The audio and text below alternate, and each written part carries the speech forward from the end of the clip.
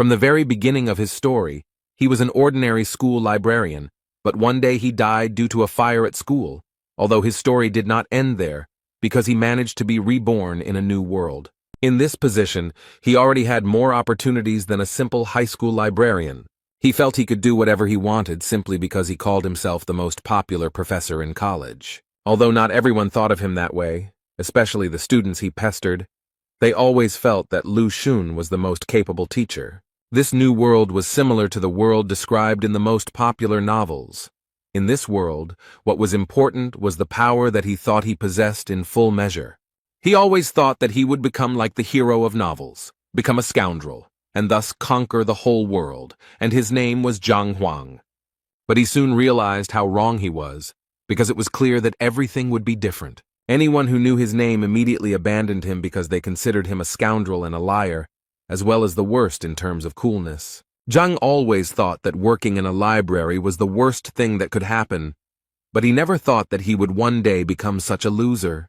He was a teacher, but unfortunately there was not a single student in his class, because no one wanted to come to a loser. This guy is just unbearable, and in the end he became such a loser that the students felt sorry for him, but still did not go to him. And if there are no students, then everyone hates him. Such were the rules, and in the end, Zhang could not stand it, and began to drink a lot, which affected him even worse. He understood that if he didn't find students today, he would literally be thrown out of here, when suddenly his thoughts were interrupted by a girl. Someone quietly entered his classroom and asked quietly, "Is this teacher Lu Xun's classroom?" Hearing this, Zhang immediately thought that he had finally gotten lucky, and apparently he had finally met a new student, and this time he was confident that he would succeed. So, having collected his thoughts, he carefully turned around and asked the girl in response if she wanted to become his student. She didn't hesitate, and immediately said yes. According to her, she heard that Lu Xun was the strictest and most famous teacher at Hongting University. In response to these words, Zhang told her that she was actually confused, as he thought that choosing a mentor was like choosing shoes, where only the size mattered, and if it didn't fit, nothing could be done. But he still believed that there are some teachers who may not be so famous, but if they are ideal, then the progress from their teaching will be noticeable. At first she was a little upset to hear this, but then she told him that in fact her brother had told her the same thing, but her problem was that she just didn't know which teacher would be right for her. Zhang continued to talk, and got to the point that a teacher is someone who teaches and explains, and he, as one of Hongting's oldest teachers, could no longer watch students stray from the true path without even knowing it. But today the girl was lucky because Zhang was willing to recommend a teacher to her based on her skills.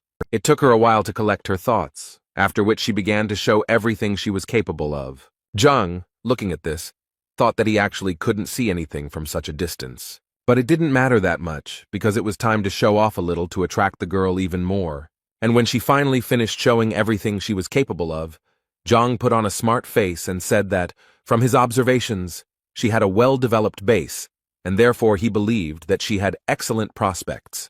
He also added that she had quite a rare talent, and so it was obvious to him that she had trained a lot before this, and as proof, he said that she has amazing footwork. Every movement is like a tiger's jump, and her support is trained and you can be completely confident in it. And this is the most important thing, because trained legs are the key to success. But the girl didn't quite agree with him, because if you believe her words, her leg was injured, and the doctor gave her a diagnosis that meant that she had no chance of full rehabilitation, which Zhang clearly didn't expect to hear. He tried to turn the situation around and said that the fact that he couldn't see the obvious only proved once again that she had a clear advantage, despite her leg injury. The girl listened to his praise for a long time, but at some point she wanted to know what advantage he was talking about. In response, Zhang stood up and said that the most important thing is that she has hope, which made the girl very happy, because she didn't even suspect that her legs still had a chance. However, Zhang immediately told her that in the entire university, there were only 3 teachers, including him, who could help her, and the other 2, as far as he knew, had long since stopped accepting students. The girl was very upset when she heard this, but she still had hope that Zhang was recruiting disciples, but he told her that he was not interested in fame and fortune. She immediately fell to her knees and began to say that she knew perfectly well that he had strong moral principles, but she still asked him to take her as a student. She was immediately ready to promise him that she would not shirk and would never disgrace his honor. Zhang was so happy to hear this that he decided not to waste time and immediately went down to her and offered to sign a contract, which was quite unexpected for the girl, because it seemed to her that she would beg him for a long time. But everything happened much faster, and Zhang had already taken blood from her finger to make a contract. Although she still had several questions spinning around in her head, she was confused by the fact that the man didn't think for a second, and it seemed to her that he had prepared the contract knife in advance anyway. It was time to introduce herself, and according to the girl, her name was Wang Yin. As soon as Zhang heard her name, he immediately took her out of the house and told her to come back tomorrow, and under no circumstances asked her to forget that she had a lesson tomorrow. Zhang was so happy that he had finally found a student, and now he didn't have to worry about being expelled, and at this stage, he felt like this was also a kind of success. Now he thought he could relax because now that he had one worry left, he could finally take care of his student. But suddenly his thoughts were interrupted when his head began to spin violently, after which he seemed to fall into the ground and began to fall into an endless abyss. After some time he woke up and realized that he had lost consciousness. But now he was more interested in what was happening. When he came to his senses, he realized that he was right in front of the entrance to the library of the Heavenly Path. The first thought that came to Zhang's mind was that he had died again, although it seemed to him that this was simply impossible. On the other hand, he suspected that perhaps this was some kind of punishment for him, since he had spent his entire life in the library, and now he was back there again. In any case, he decided that he needed to go there, because it seemed to him that things couldn't get any worse. His first impression of this library was quite good. He immediately noted to himself that this library was much more luxurious than the one in which he had worked for a long time. Besides, there were a lot of books here, and his old library was usually donated by old people, so it was not so rich.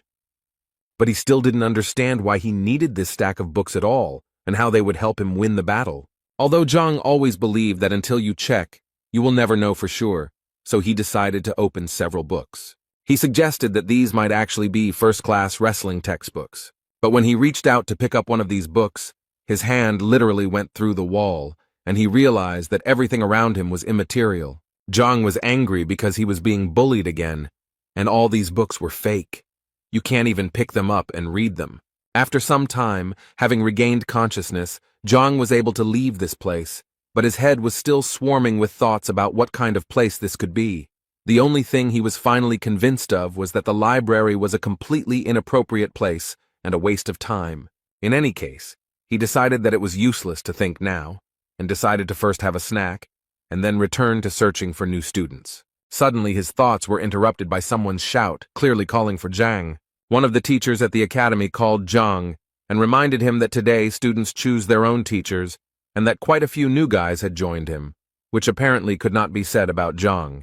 This man humiliated Zhang in front of everyone, so he had to respond and say that there was really no need to brag to him, and besides, it was none of his business. But this man did not stop mocking, and at some point even started shouting that this was Teacher Zhang, the only one of all the university teachers who received 0 points in the teacher rating. It was very awkward because the students started to look at this person with disdain. 0 points in the rating, it is really very little. Zhang had no intention of standing and talking to them, or even responding to them, so after they finished talking, he made it clear to them that it was time for him to leave. But apparently the second teacher didn't want to let him go just like that, and so he decided to remind Zhang that he was not a respected teacher. Zhang responded to this by saying that he didn't really care because he was famous, and even the red-haired teacher's newbies knew him. But if you take Chao Xiong, he wasn't famous as a teacher, and even with all that, he still had the audacity to brag. At some point, their dialogue was interrupted by a female voice, which said that Teacher Zhang was not really what everyone said. It was Wang Yin who also added that the teacher was very good because he not only accepted her as a student, but also gave her hope for recovery, so she believed that he could easily become number 1. But she was interrupted by the man standing next to her. He reminded her that the master told her to go to Lucen, but she didn't listen and went to that idiot. So he asked the girl to think better and refuse his patronage before the young master found out. Chao Xiong did not miss the opportunity to point out once again that Zhang was incapable of anything, because even his student, who had just come to him, already wanted to leave him. This clearly did not please him, because he remembered how difficult it was for him to recruit her so as not to be expelled from the university. This man, who was sitting next to Wang Yin, came over with a girl and told Zhang that she wanted to leave his class. Zhang did not hesitate to remind the girl that there were too many students who wanted to become his disciples, and so he asked her to think again before making a final decision. And while Wang Yin was thinking, Zhang also turned to the girl's brother to tell him that students who left their teachers had quite a bad reputation, and besides, no teacher would want to take her, so he also asked him to think again whether it was worth leaving Zhang's class. But before the man could answer, Zhang literally pressed him down and began to say that there was nothing to worry about, because he noticed that Wang Yin was very capable, and therefore if he was allowed to train her, then she would achieve a lot together with him, although in his thoughts he was only thinking about how not to let the girl go, because then he would be kicked out. At this point, Cao Xiong decided to intervene and say that if Wang Yin could get out from under Zhang's protection, he would gladly take the girl to himself. Zhang immediately turned around and told him that it was impossible to poach students in broad daylight, and therefore he would be forced to report to the administration, in response to which Cao Xiong suggested that they simply fight and thus arrange an open day. The university charter clearly stipulated such an option. This was an unexpected offer, because Zhang knew that although Cao Xiong had a bad character, he was a much better fighter and teacher, and he would definitely lose here. But on the other hand, if he refused, Wang Yin would definitely abandon him. So he decided that he had to at least try to do this. Otherwise, he would definitely not gather disciples. So he agreed to this proposal. A few minutes later, on the training ground, Cao Xiong introduced the students to the rules of the university. They showed each other students, and then talked about their mistakes and shortcomings, and the one who showed the student the most effective way to progress becomes the winner. The first one will be the young lady Wang Yin, who will first have to demonstrate a series of strikes to them. Wang Yin dealt quite a strong blow, and during this time tried to show her best side. After this blow, Cao Xiong noticed that the girl had a well-developed upper body, but he still felt that her legs were clearly not working, and from what he saw, she clearly had a leg injury. Although Zhang didn't show it, he was shocked that Cao Xiong noticed it right away. By doing this, he once again proved that he was much better than Zhang. After the first series of blows, Cao Xiong walked up to the girl and whispered in her ear that he would tell her what could be done with the leg. While he was telling all this to Wang Yin, Zhang tried to understand what they were talking about. He clearly didn't hear what they were talking about. Cao Xiong advised Wang Yin to imagine that her foot was rooted into the ground, and now she would try to do as Cao Xiong advised her. And as soon as she did this, she immediately noticed that the support in the form of a root clearly helps her accumulate more strength in her hands. Thus, following Cao Xiong's advice, she was able to release almost all of her energy and deliver a strike that was a full 10 units stronger locally. This clearly surprised the other guys, who didn't expect that in 1 minute her striking power would increase by 10 units, but Cao Xiong's disciples weren't surprised by this, because they already knew very well that teacher Cao Xiong was very perceptive and attentive. At this point, Master Cao's instructions were finished, and Master Zhang now entered the battle to give advice to disciple Cao. Zhang immediately stopped Cao's disciple, not allowing him to show what he was capable of. The whole point was that he felt that all this was unfair. He meant that if he lost, he would have to hand over Wang Yin to Cao Xiong, but they hadn't discussed what would happen if he won, so he felt like he was at a disadvantage. Cao Xiong was not at a loss and declared that if Zhang defeated him, Yang would become his disciple. Cao was not at all worried about losing such a disciple because he was sure that Zhang would not be able to defeat him. Apparently, that's how it will be, because as soon as Zhang saw Yang's technique, he knew it was all over, because he didn't even recognize his fighting style, and therefore didn't understand how, in his situation, he could even correct the guy's shortcomings. At that moment, Jan thought that he needed to give it his all, because the last thing he wanted was to be a student of the teacher at the bottom of the list. However, Zhang wasn't going to give up so easily, so he tried to find fault with this guy. Suddenly, his thoughts were interrupted as if he had been hit on the head with a hammer. Zhang was transported back to that huge library. He honestly didn't understand why he was here again, until the inscription "Heavenly Path of Deficiency" appeared in front of him, although this phrase was a mystery to him. A few seconds later, he noticed a book fly off one of the shelves and towards him. He managed to catch her, and it was a big surprise to him that she turned out to be material and he could support her in his arms, because last time this clearly did not happen.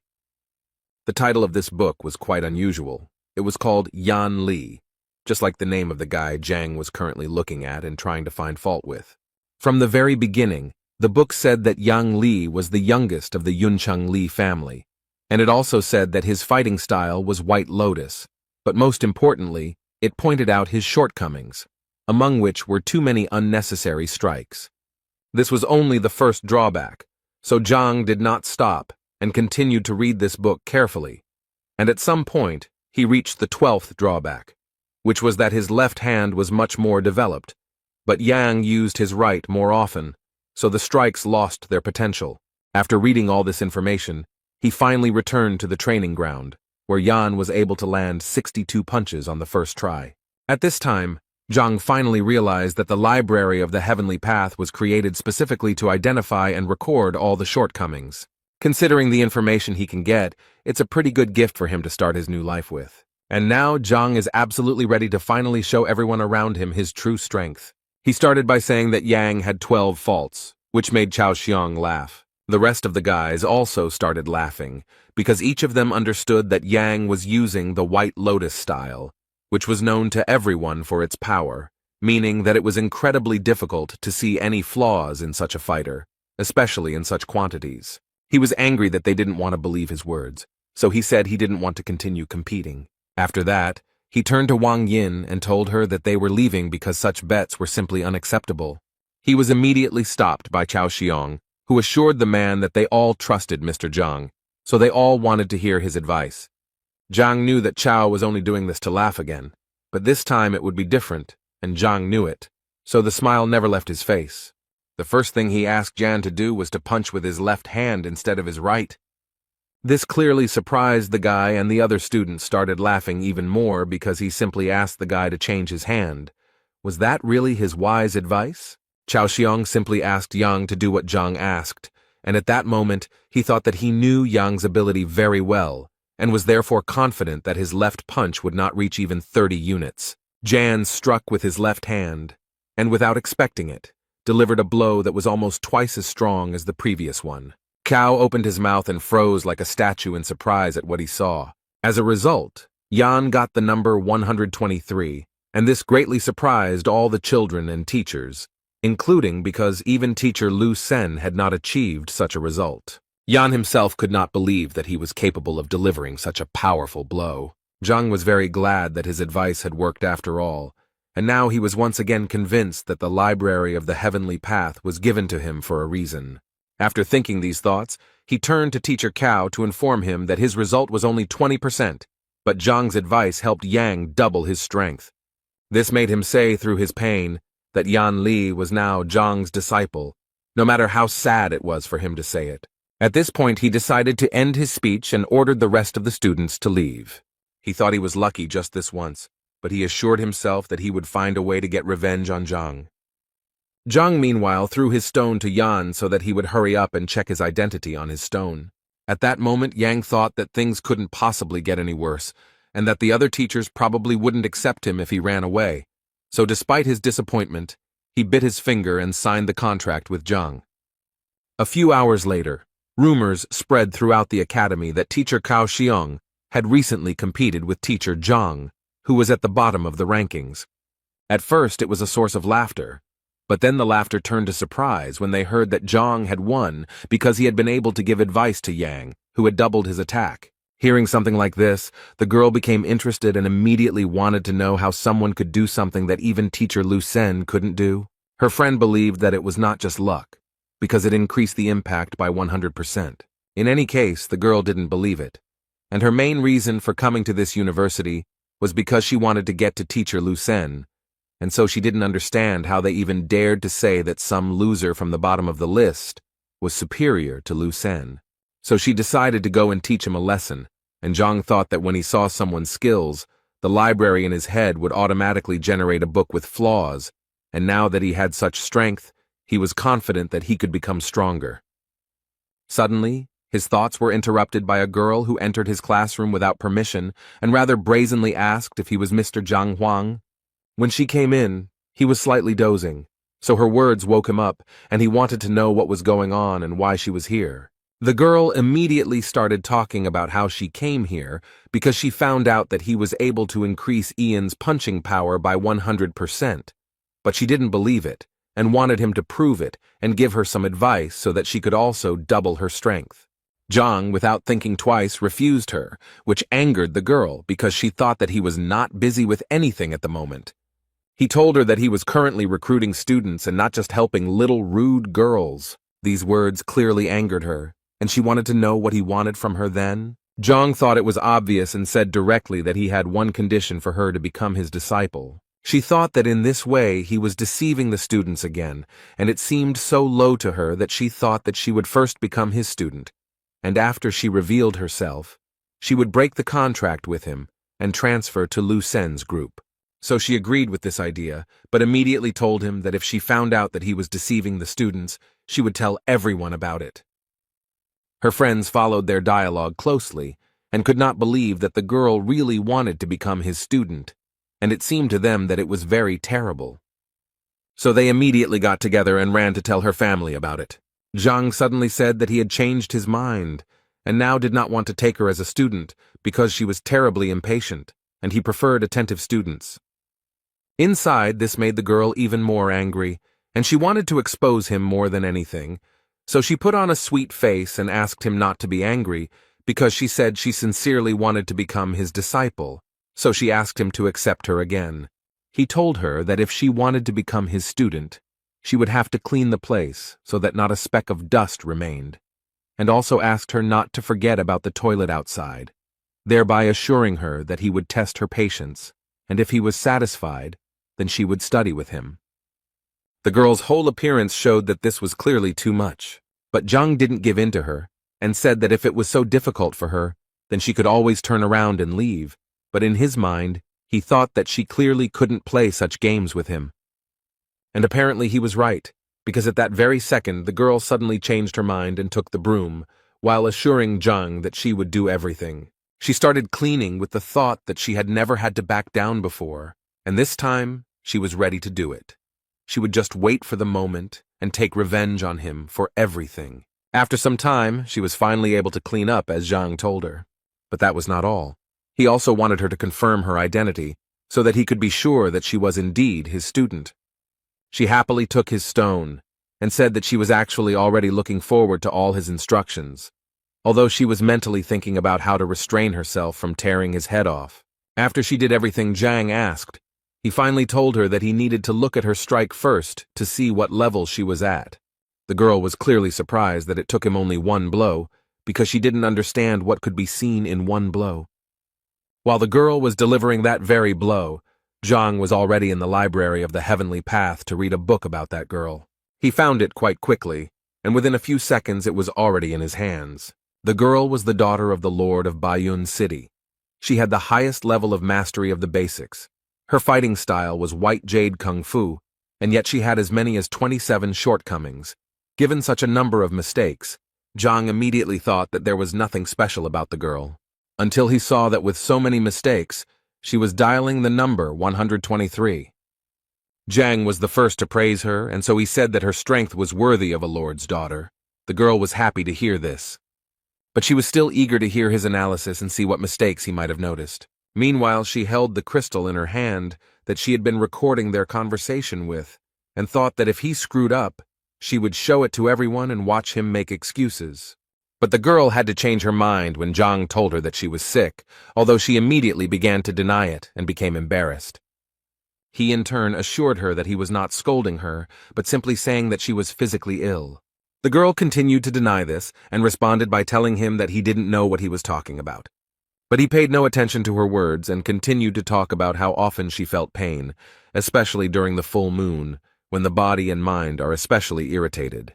And one more thing, he also knew that no matter whether she trained or not, she was still always irritable. All this made an impression on the girl, because he literally told her everything she felt, but she did not tell anyone about it. Zhang smiled and said that there was really no point in being surprised, since he was quite an experienced teacher. She lowered her head and asked him sheepishly, "Is there a solution to her problem?" Zhang immediately told her that the solution was actually simple. All she had to do was come to his class tomorrow, where he would definitely explain everything to her. He also did not forget to say that he wanted to see complete trust. If she did not justify it, then it would be better for her to go to another teacher. In response, she assured him that she now trusted him completely, and after hearing these words, Zhang wanted to know if she still wanted to keep that crystal with the recording.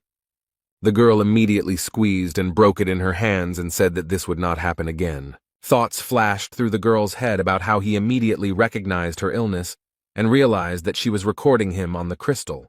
Now she couldn't understand only one thing. How could such an experienced man end up at the very bottom of the rankings?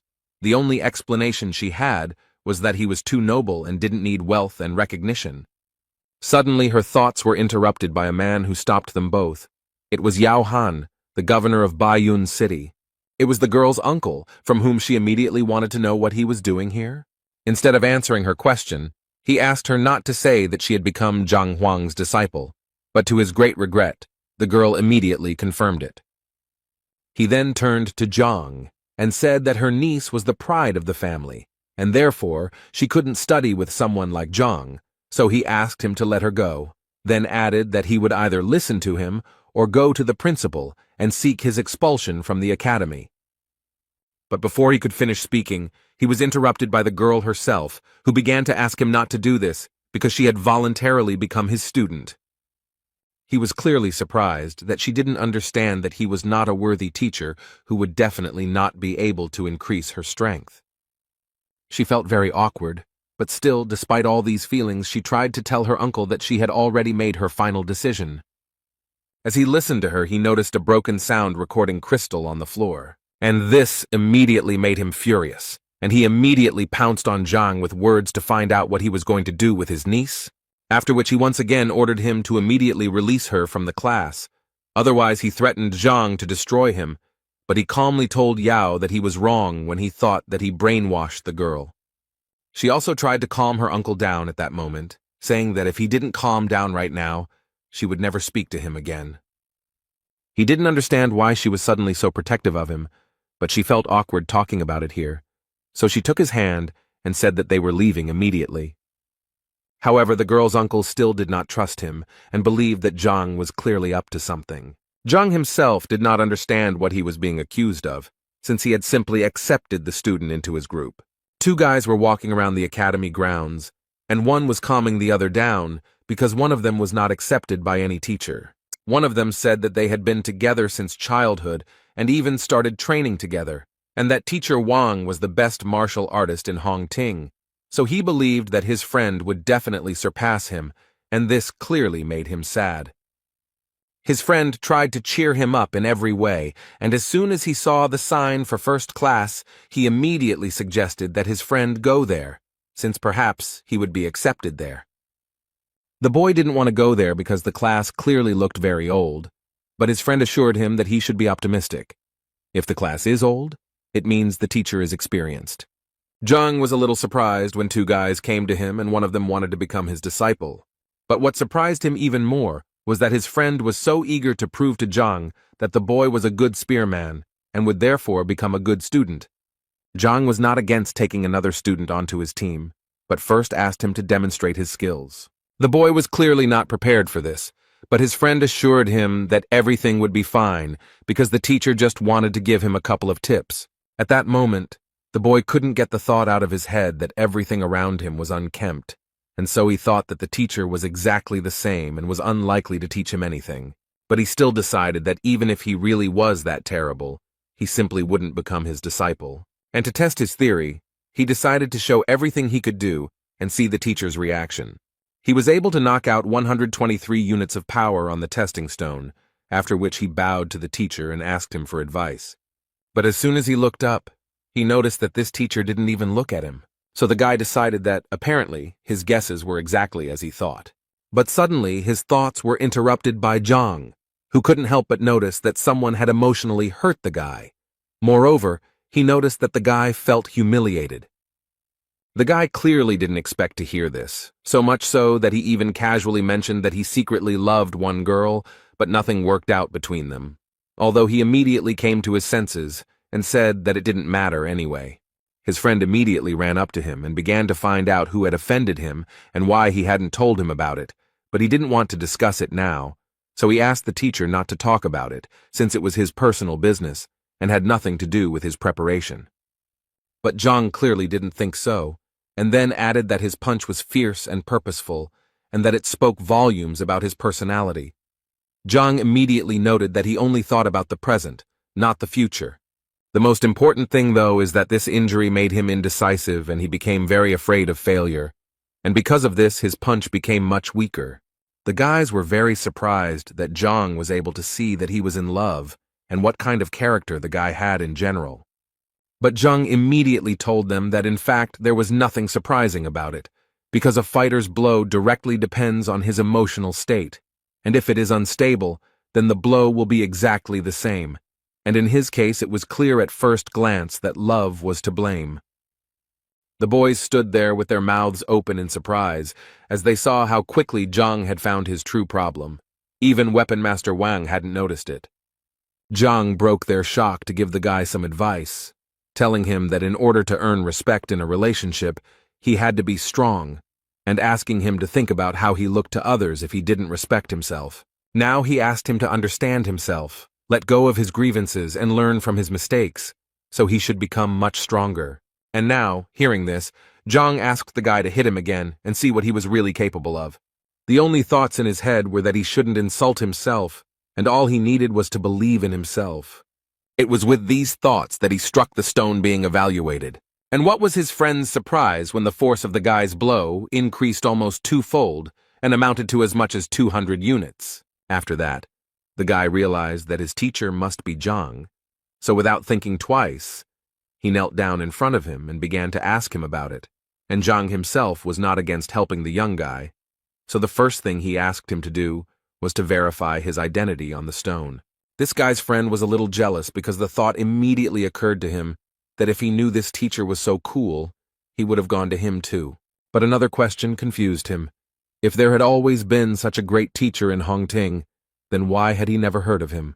So he decided to ask the teacher his name, and when he introduced himself, the boys realized that it was the name of the worst teacher in the academy. Zhang confirmed the boys' guesses on this matter with a smile and said that he really was that terrible teacher. They hoped until the end that the man would deny this information, but not only did he not do so, but he also confirmed this information with a smile. His new student clearly didn't understand why the teacher was so self-critical. In response to this question, he said that in fact, this world was full of price tags, and there was nothing wrong with that. Although in his mind he thought that if it weren't for the library of the heavenly path, he would most likely remain a failure, since without it he didn't have any special talents. Zhang's student, upon hearing this, immediately wanted to give Zhang credit, but Zhang stopped the guy and said that in fact it didn't matter. Like his bad reputation, what was important was to study hard and go towards his goal. The boy happily said goodbye to the teacher, and his friend could not help but notice that in the end, everything turned out well for the boy, and now he too has a wonderful teacher. Zhang also smiled happily because he realized that today was also a holiday for him, since he had 4 new students. Moreover, for the first time in his career, his license plate has expired, which he will have to get from the logistics building if he wants to continue recruiting new students. As soon as the man entered the building, he immediately noticed that it was completely deserted, but his opinion changed dramatically when he heard voices informing him that their first teacher, Zhang Huang, had appeared before them.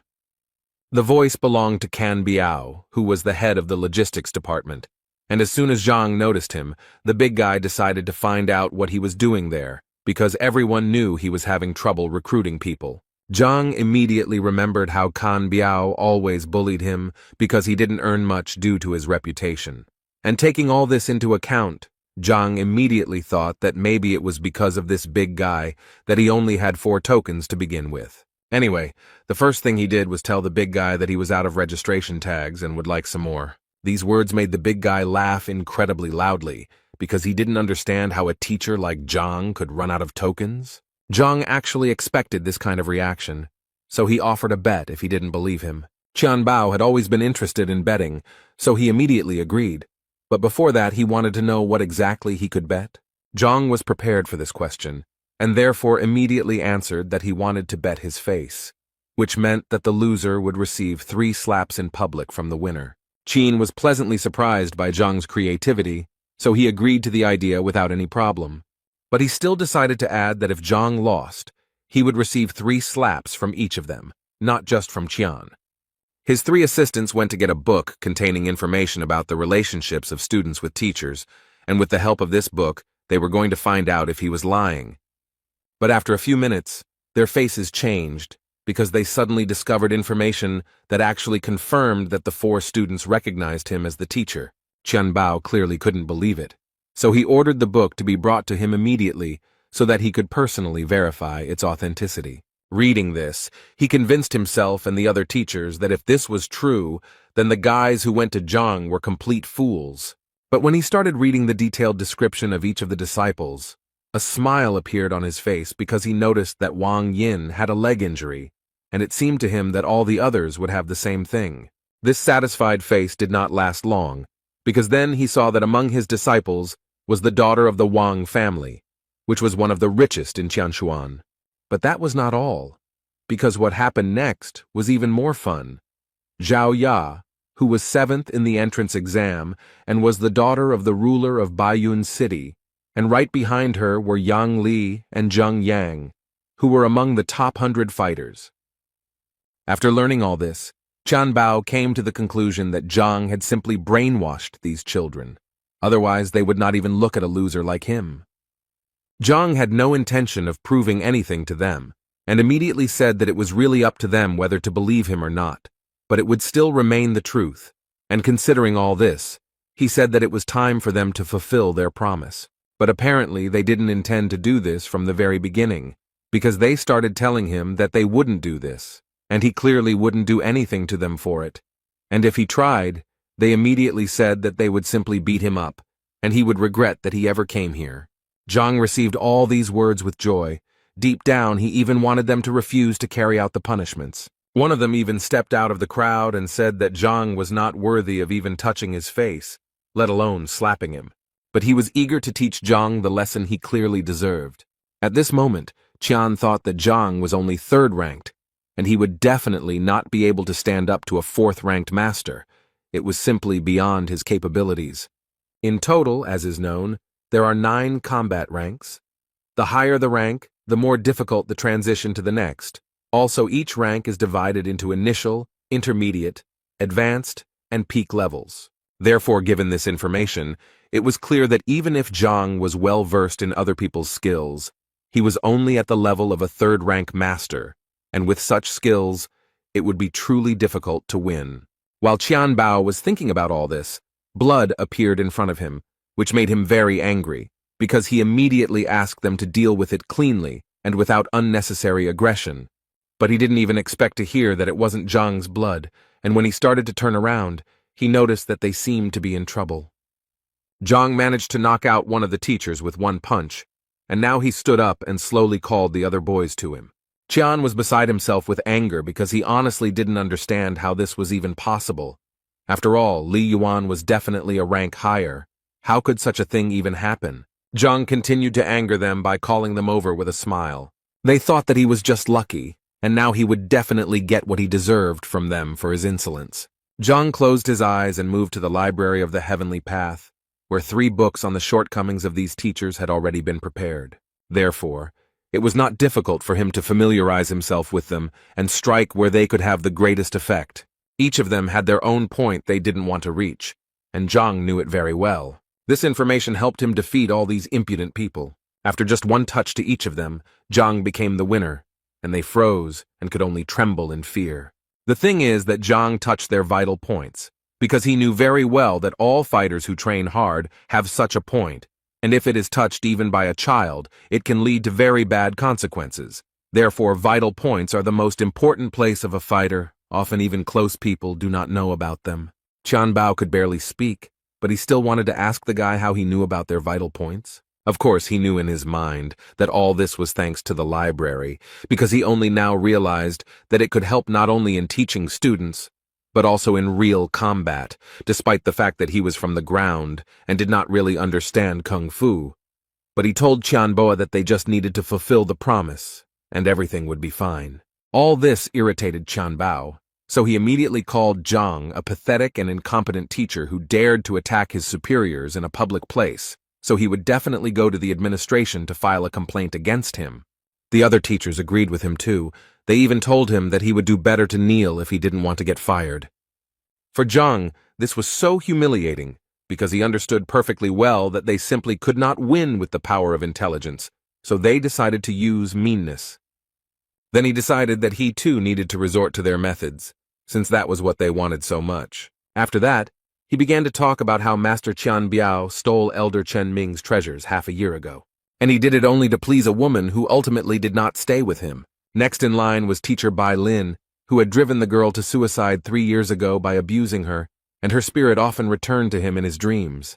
Teacher Chun deceitfully took away his brother's business by poisoning him and successfully blamed it all on an accident. When all those teachers heard this, they forgot what had hurt them so much because they could not believe that Zhang knew their secrets. But without thinking twice, they decided to ask him for forgiveness and immediately admitted that they were the only ones who were wrong. Zhang could only reply that he really didn't have time to deal with their past mistakes, but he wanted to convey to them that if they repeated them in the future, he would definitely ruin their careers once and for all. They assured him that they would not dare to do so again, and as a token of gratitude for his kindness, Qian Bao gave him his registration tokens and said that he could indeed take as many as he wanted. Zhang took exactly as many tokens as he thought he needed and left, and his new friends wished him a good day. The man's head was filled with thoughts about how long he had been waiting for this exciting life, and that this was exactly what he needed. Suddenly, his thoughts were interrupted when he saw 2 guys pulling a third one, who seemed to be screaming that he didn't want to live anymore. As it turned out, the big guy was shouting that he wanted to die, but at the same time he was holding another student's hand and not letting him leave. And the third one was trying to explain to him that if he wanted to die so much, then he didn't need to drag anyone along with him. But he asked them to leave him alone because he was already dead. Although the guys tried to shout to him that it was he who was holding them, and not they him. Zhang didn't quite understand what was going on here and how it had led to this. In any case, he decided that it was better for him not to interfere in this situation, since at the moment his main task was to continue recruiting students. Suddenly, his thoughts were interrupted by a shout that seemed to be directed directly at him, because he heard someone shouting something about the uniform of one of the teachers. And a few seconds later, he noticed the same big guy clinging to his leg. He immediately turned around and saw the 2 students quickly running away, thanking Zhang along the way for helping them distract the big guy. Zhang tried to calmly ask this guy to let him go, but he refused and kept saying that he had already been rejected for patronage 10 times, and today was his last day of selection, so he just wanted to ask him to take pity on him and take him as a disciple. The man came down closer to him and said that if the boy wanted to become his student so much, then first he needed to show him everything he was capable of, and that hanging on his leg was useless. The big guy immediately agreed with Zhang and stood up, and a few seconds later, bricks magically appeared in his hands, with which he hit himself on the head and, apparently, thus demonstrated his abilities. However, Zhang still decided to ask him what this big guy was doing and why was he beating himself. Suddenly, the library decided to answer his question, which at one point activated and, as it turned out, it was an unusual form of kung fu, which was called Henglian, and, as it turned out, Yuan Dao, a random martial artist in the early stages of his second wind. The guy had 18 flaws, the first of which was the inactivated horned dragon blood. The second was a weak character and unstable training. In any case, surprisingly, he had quite a rich bloodline. But still, even in this case, he was not a capable guy. Suddenly, Zhang realized what he had just read.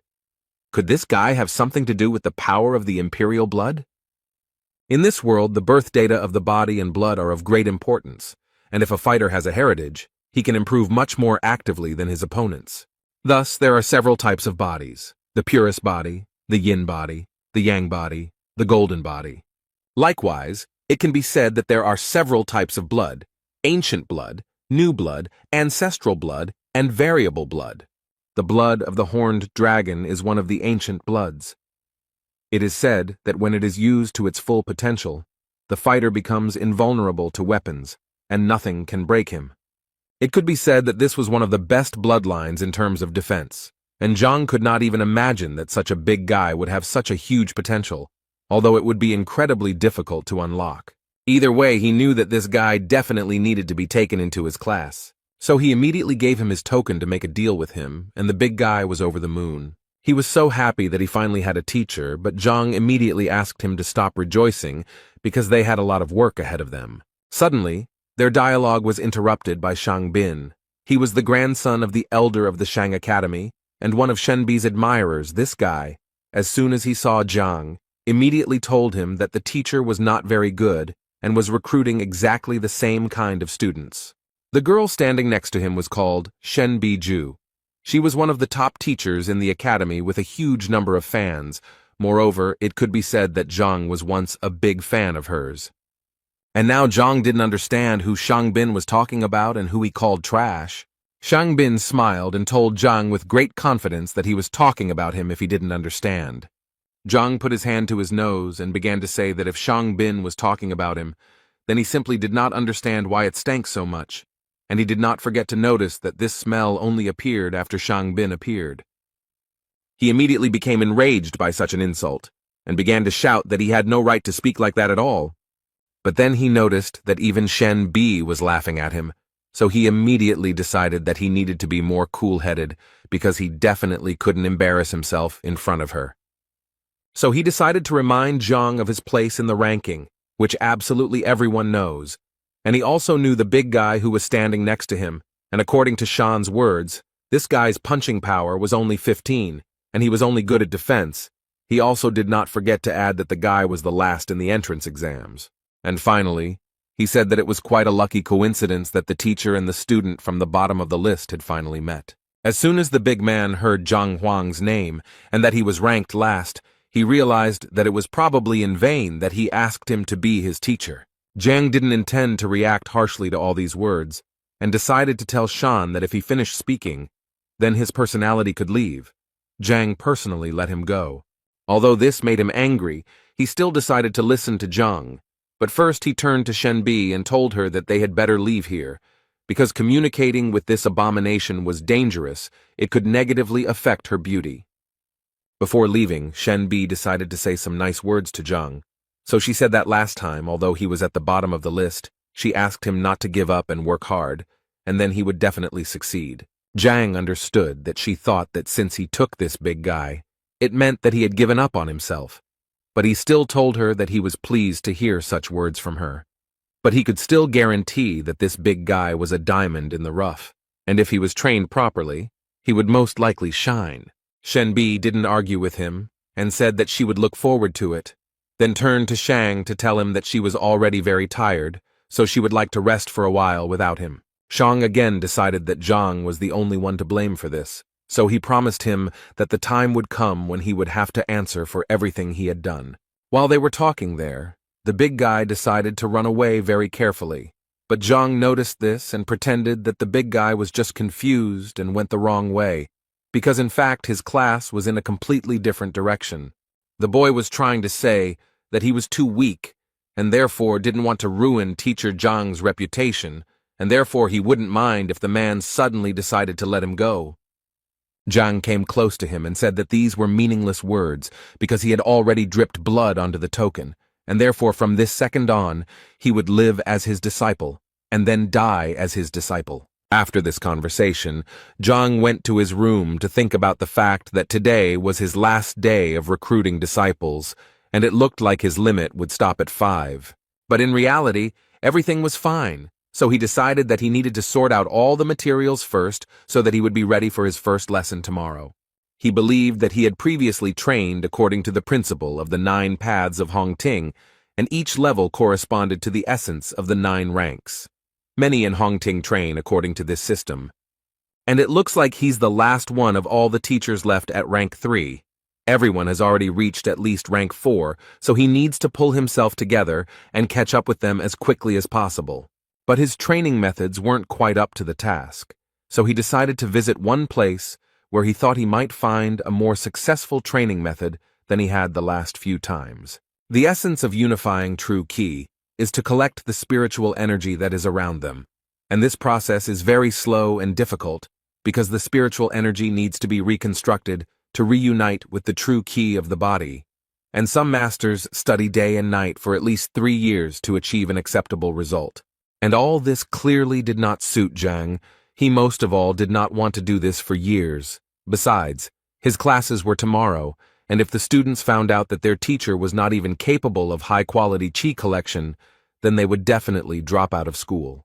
He knew that he could search for multiple paths in the Heavenly Path library, but the catch was that there were over 1,000 of these flaws, and he literally couldn't eliminate them all in such a short period of time. So he thought that perhaps he could gather enough information about other teaching methods to use the strengths of one system to compensate for the weaknesses of another. And for this he came to Elder Shin Mo, who was quite surprised to see the guy here because it was already late, and at such a time no one visits the library.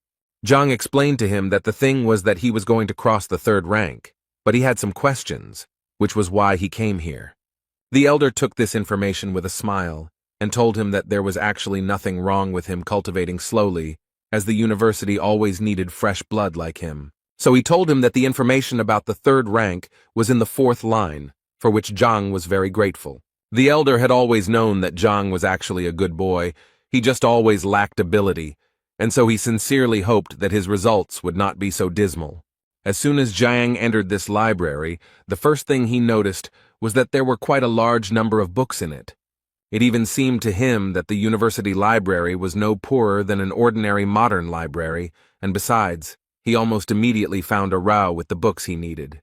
He picked up the first book that suited him, and was a little surprised that this book described a method that had more than 3,000 shortcomings, and he was a little confused as to why this system was so popular.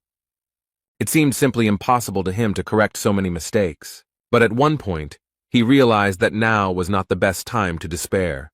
And thanks to this, an idea came to him, the essence of which was that he did not have to correct all the shortcomings.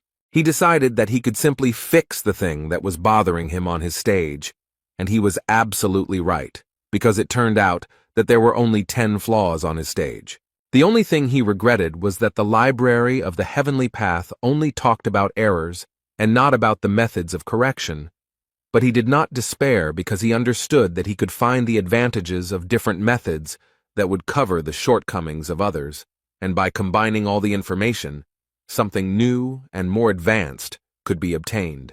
This thought gave him the understanding that since he had come here, he had a great chance to gather information about the 4th and 5th ranks. He sat for quite a long time over the books until he had become familiar with everything he wanted. After quite a long time, Zhang walked out of the library with the thought that the information about the 4th and 5th ranks had been found, and now he knew that it was time to return to practice. The elder was surprised that Zhang was able to finish so quickly, and so decided to offer him a copy of one of the books to take with him, but Zhang assured him that his question was not really deep enough to warrant taking copies. After which, he thanked the elder for his kindness and left. The venerable Mo at that moment thought that it was in vain that he did not take a copy with him, because it seemed to him that Zhang would soon return to him again to reread that very book. That evening, Zhang, sitting in his room, thought about how he had finally managed to collect everything he needed with the help of the library of the Heavenly Path. And now the worst part had come. Now he had to put it all together, and the guy didn't even know how to do it. Suddenly his thoughts were interrupted when the library suddenly called him without his consent. He still didn't understand anything, and this continued until books suddenly started falling from the sky. And so it went on until one fine moment, a bright light suddenly appeared before Zhang's eyes, from which he had to hide, because it was simply impossible to look at it. After a while, this light finally went out, and in its place appeared a book, which fell right into Zhang's hands. As soon as he opened this book, he realized that in front of him were all his notes from the elder's library, only they were structured and laid out on shelves. He immediately noticed that the contents of this book could not belong to any of the known teachings, since its information was completely new to the whole world. And the weirdest thing is that it still doesn't have a name, so the guy suggested that maybe he should choose this name. Zhang decided that since this was created by the Heavenly Path Library, it would be better to call it the Heavenly Path Technique. And as soon as he said it out loud, the title itself appeared on the book, which even scared the guy a little. After some time, he began to study this book and did it gradually, as the library of the Heavenly Path recommended to him.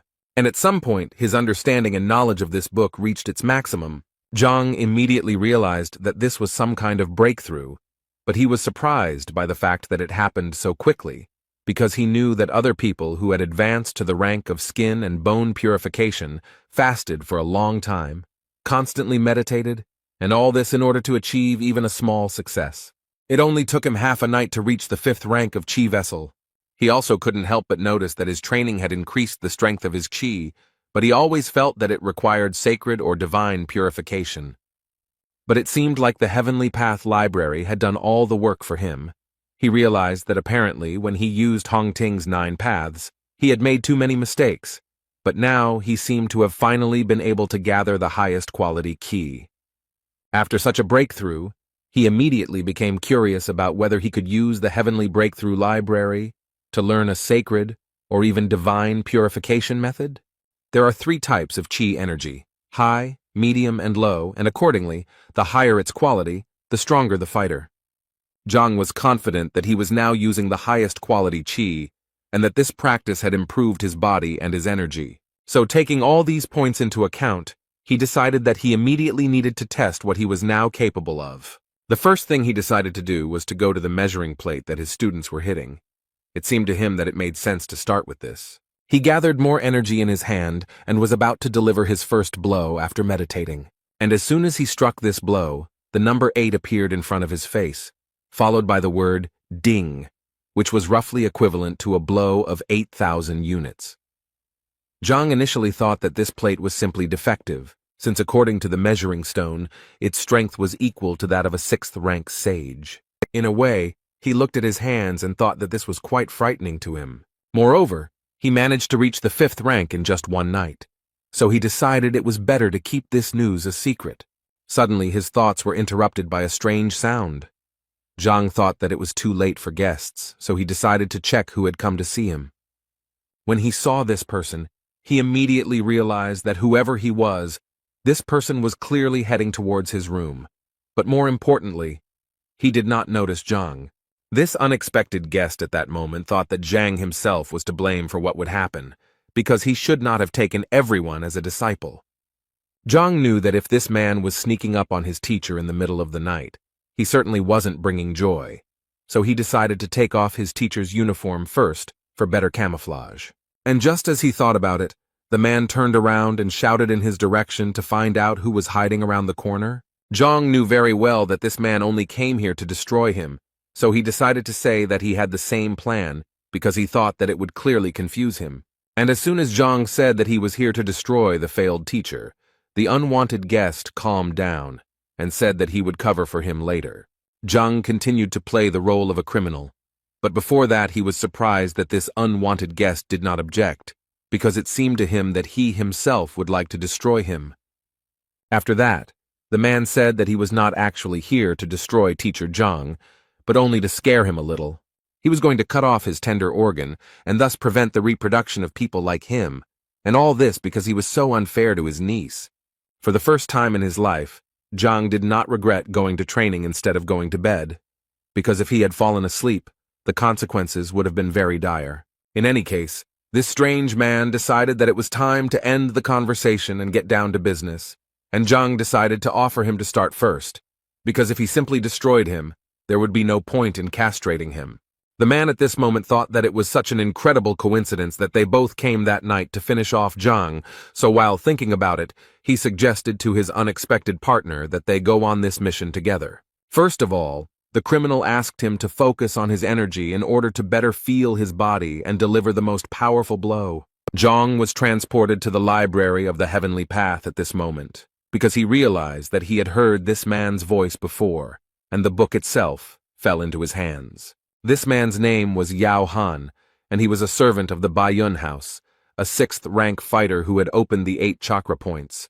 Zhang immediately understood that Yao was Zhao Yao's direct assistant, but he didn't understand what he had done, that this mercenary had come to destroy him. In any case, he decided to ignore the fact that he was already 6th in rank, and that he had beaten 12 dings on the evaluation stone, because if he didn't teach him a lesson, then he wouldn't be able to be called Zhang Huang.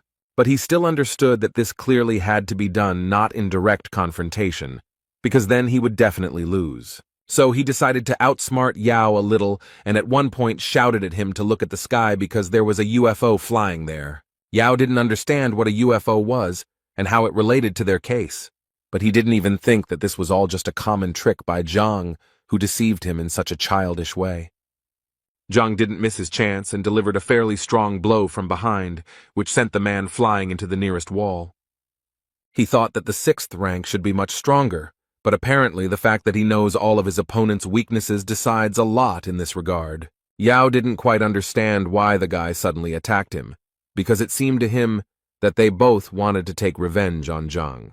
But apparently Yao was very wrong when he decided that he had an ally in such a matter. After that, Zhang dealt several dozen blows to his opponent, and realized that in fact, all this was not as difficult as it might have seemed to him. This guy was the assistant of the Yao family, and Zhao's uncle, so he did not hit him very hard.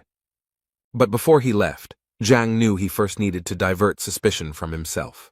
The idea immediately came to him to blame everything on Shan, although Zhang believed that it was his own fault, because if he had not approached him that afternoon, he would not have even remembered him. After that, he turned to Yao and said that Zhang had angered him during the day, so he wanted to teach him a lesson. Zhang pretended to talk to himself, but Yao heard everything perfectly well, and so Zhang made him understand that he was Shan.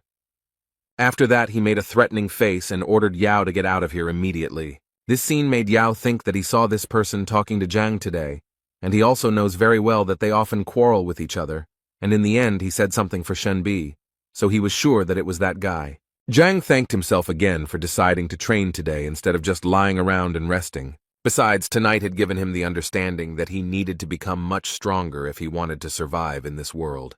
The next morning, all his students except Zhao gathered, and when he asked the boys why she was not there, they answered him quite confidently that she was simply late and would come a little later. He decided that they would start without her, and then began to talk about how his teaching methods differed from others, saying that individuality was important to him, so he would work on each of their styles.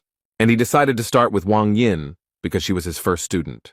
Although the girl agreed with him, at this moment she thought about how yesterday, when she returned home, she found out that teacher Zhang was actually a liar. So she mentally didn't want to have anything to do with him, although she couldn't tell him about it yet. At this point, Zhang asked her to come closer to him and show her her strike again, as he needed to examine it more closely. Wang Yin felt that there was too little space for this, but Zhang assured her that it did not matter. The thing is, when he first looked at her strength, he didn't have the Heaven's Path library yet, and so he didn't quite understand what shortcomings the girl had. So she had to give another blow, which was quite strong, and Zhang immediately decided to praise her. Then Wang Yin wanted to say something to her teacher, but he did not let her do it because at some point he simply interrupted her. And he began to say that if he was not mistaken, then she injured her leg 2 years ago in a fight. Wang Yin didn't even understand how he could know all this. Zhang ignored her questions and continued to talk about how there were 3 points on a person's leg that were responsible for strength, speed, and agility, and it seemed to him that her opponent had touched the point that was responsible for strength, which caused it to close and the blood to flow in the opposite direction. At this moment, Wang Yin thought that one of the top doctors they had invited had said the same thing, but he couldn't do anything about it, since it required a master of at least the 8th rank. So she asked him without much hope if he could cure her, but the answer completely changed her expression, because Zhang said with complete confidence that for him it would be just a piece of cake, although the girl had thought all her life that her injury could no longer be cured, and the teacher said that for him it was a mere trifle. According to Zhang, he called her here specifically to cure her, and to begin with, he would like her to relax her body and sit down. At this moment, Wang Yin noticed that for some unknown reason, she suddenly began to trust her new teacher. At some point, her thoughts were interrupted by Zhang, who, completely unexpectedly for the girl, threw a small needle at her. The girl immediately thought that this was a technique that required strict control over the flight of the needle so that it would hit the target accurately, and this technique was known as air acupuncture. But this technique required at least the 5th rank. That's why she couldn't believe that the worst teacher in the university could even reach 5th place. But Zhang had been continuing to perform his technique all this time, and he had only just begun the stage of introducing true qi into Wang Yin's body. It was an incredibly painful process, and the girl had to endure it. But the thought that this was indeed the teacher's qi was still spinning in her head.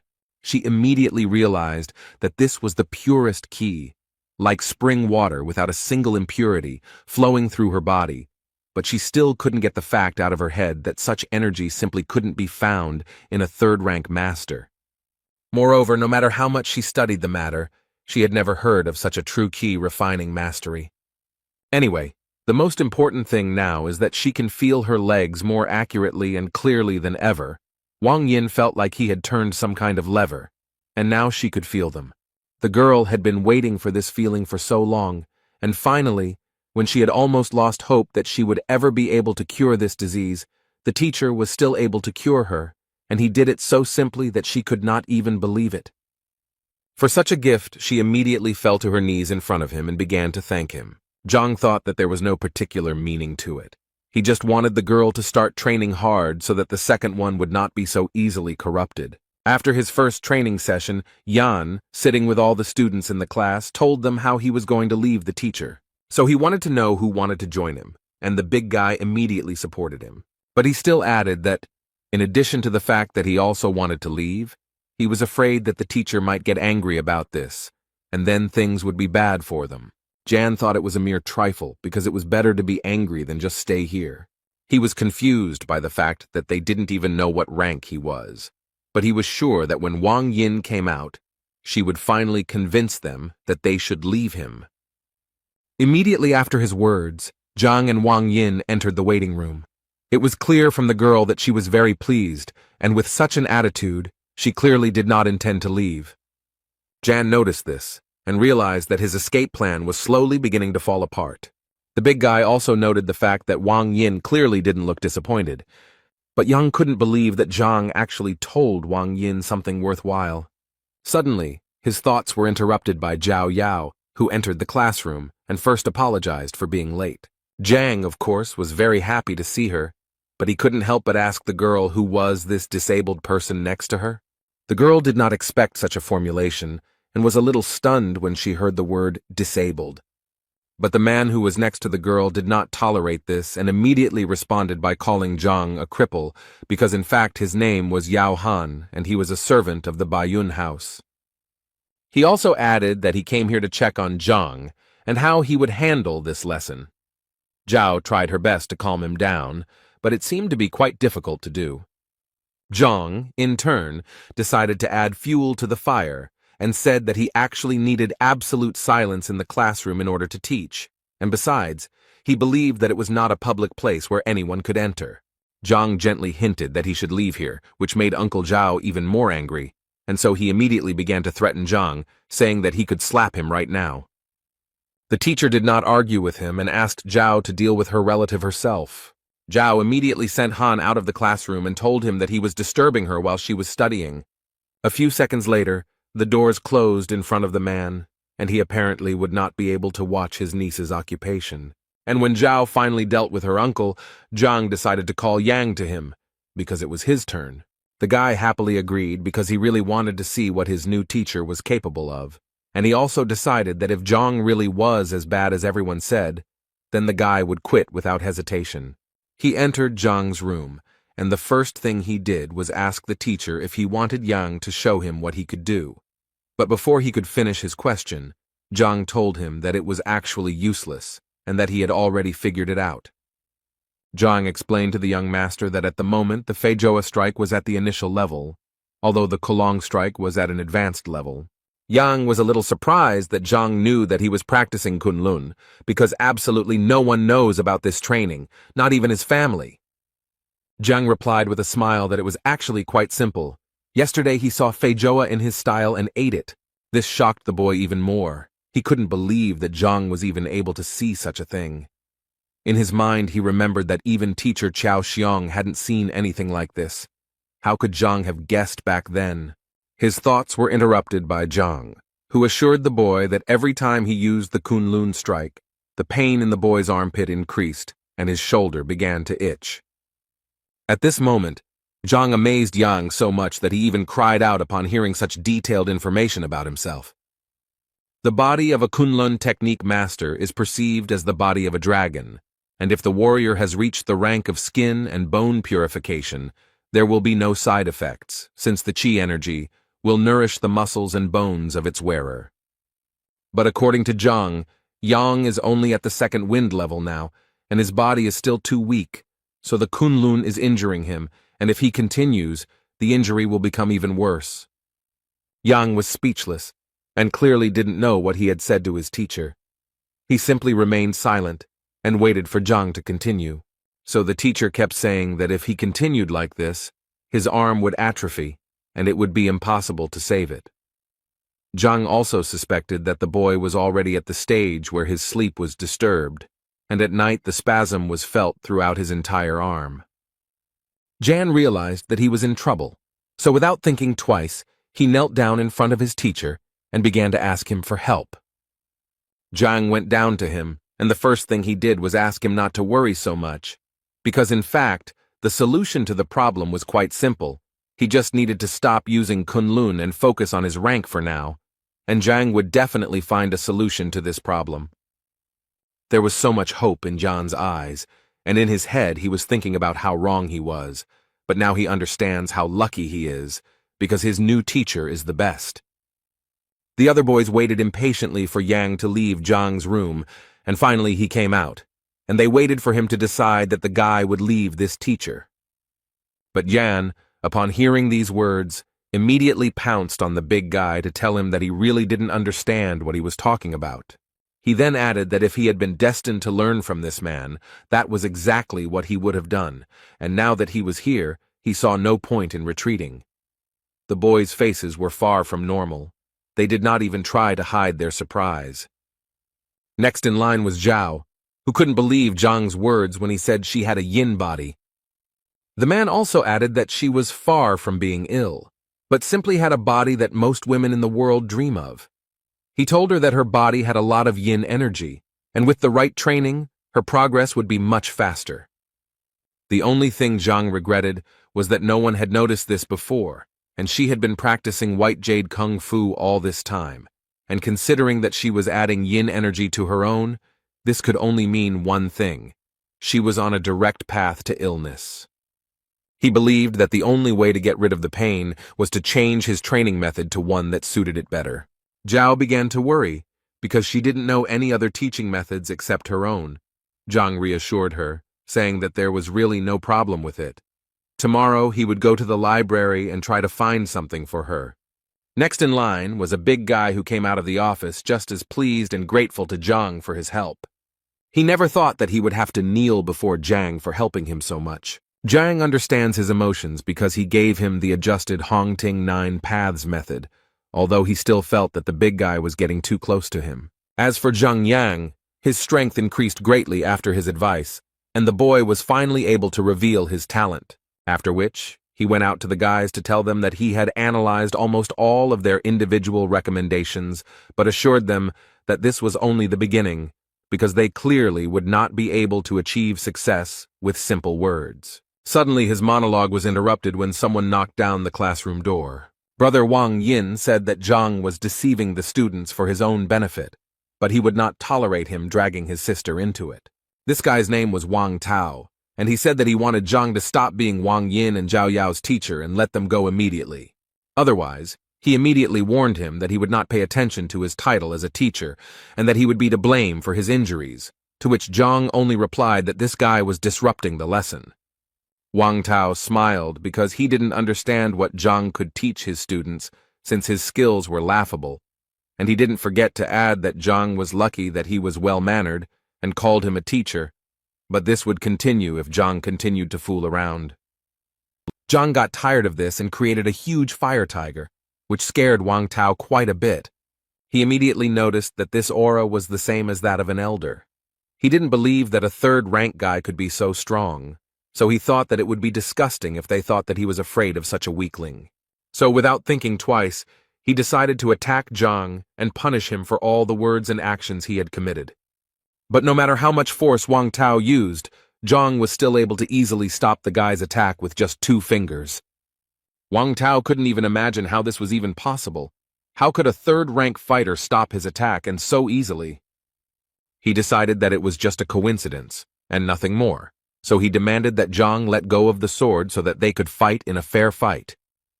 Zhang didn't listen to him, but continued to just stand there and wait for Wang Tao to simply leave and not interfere with his lesson.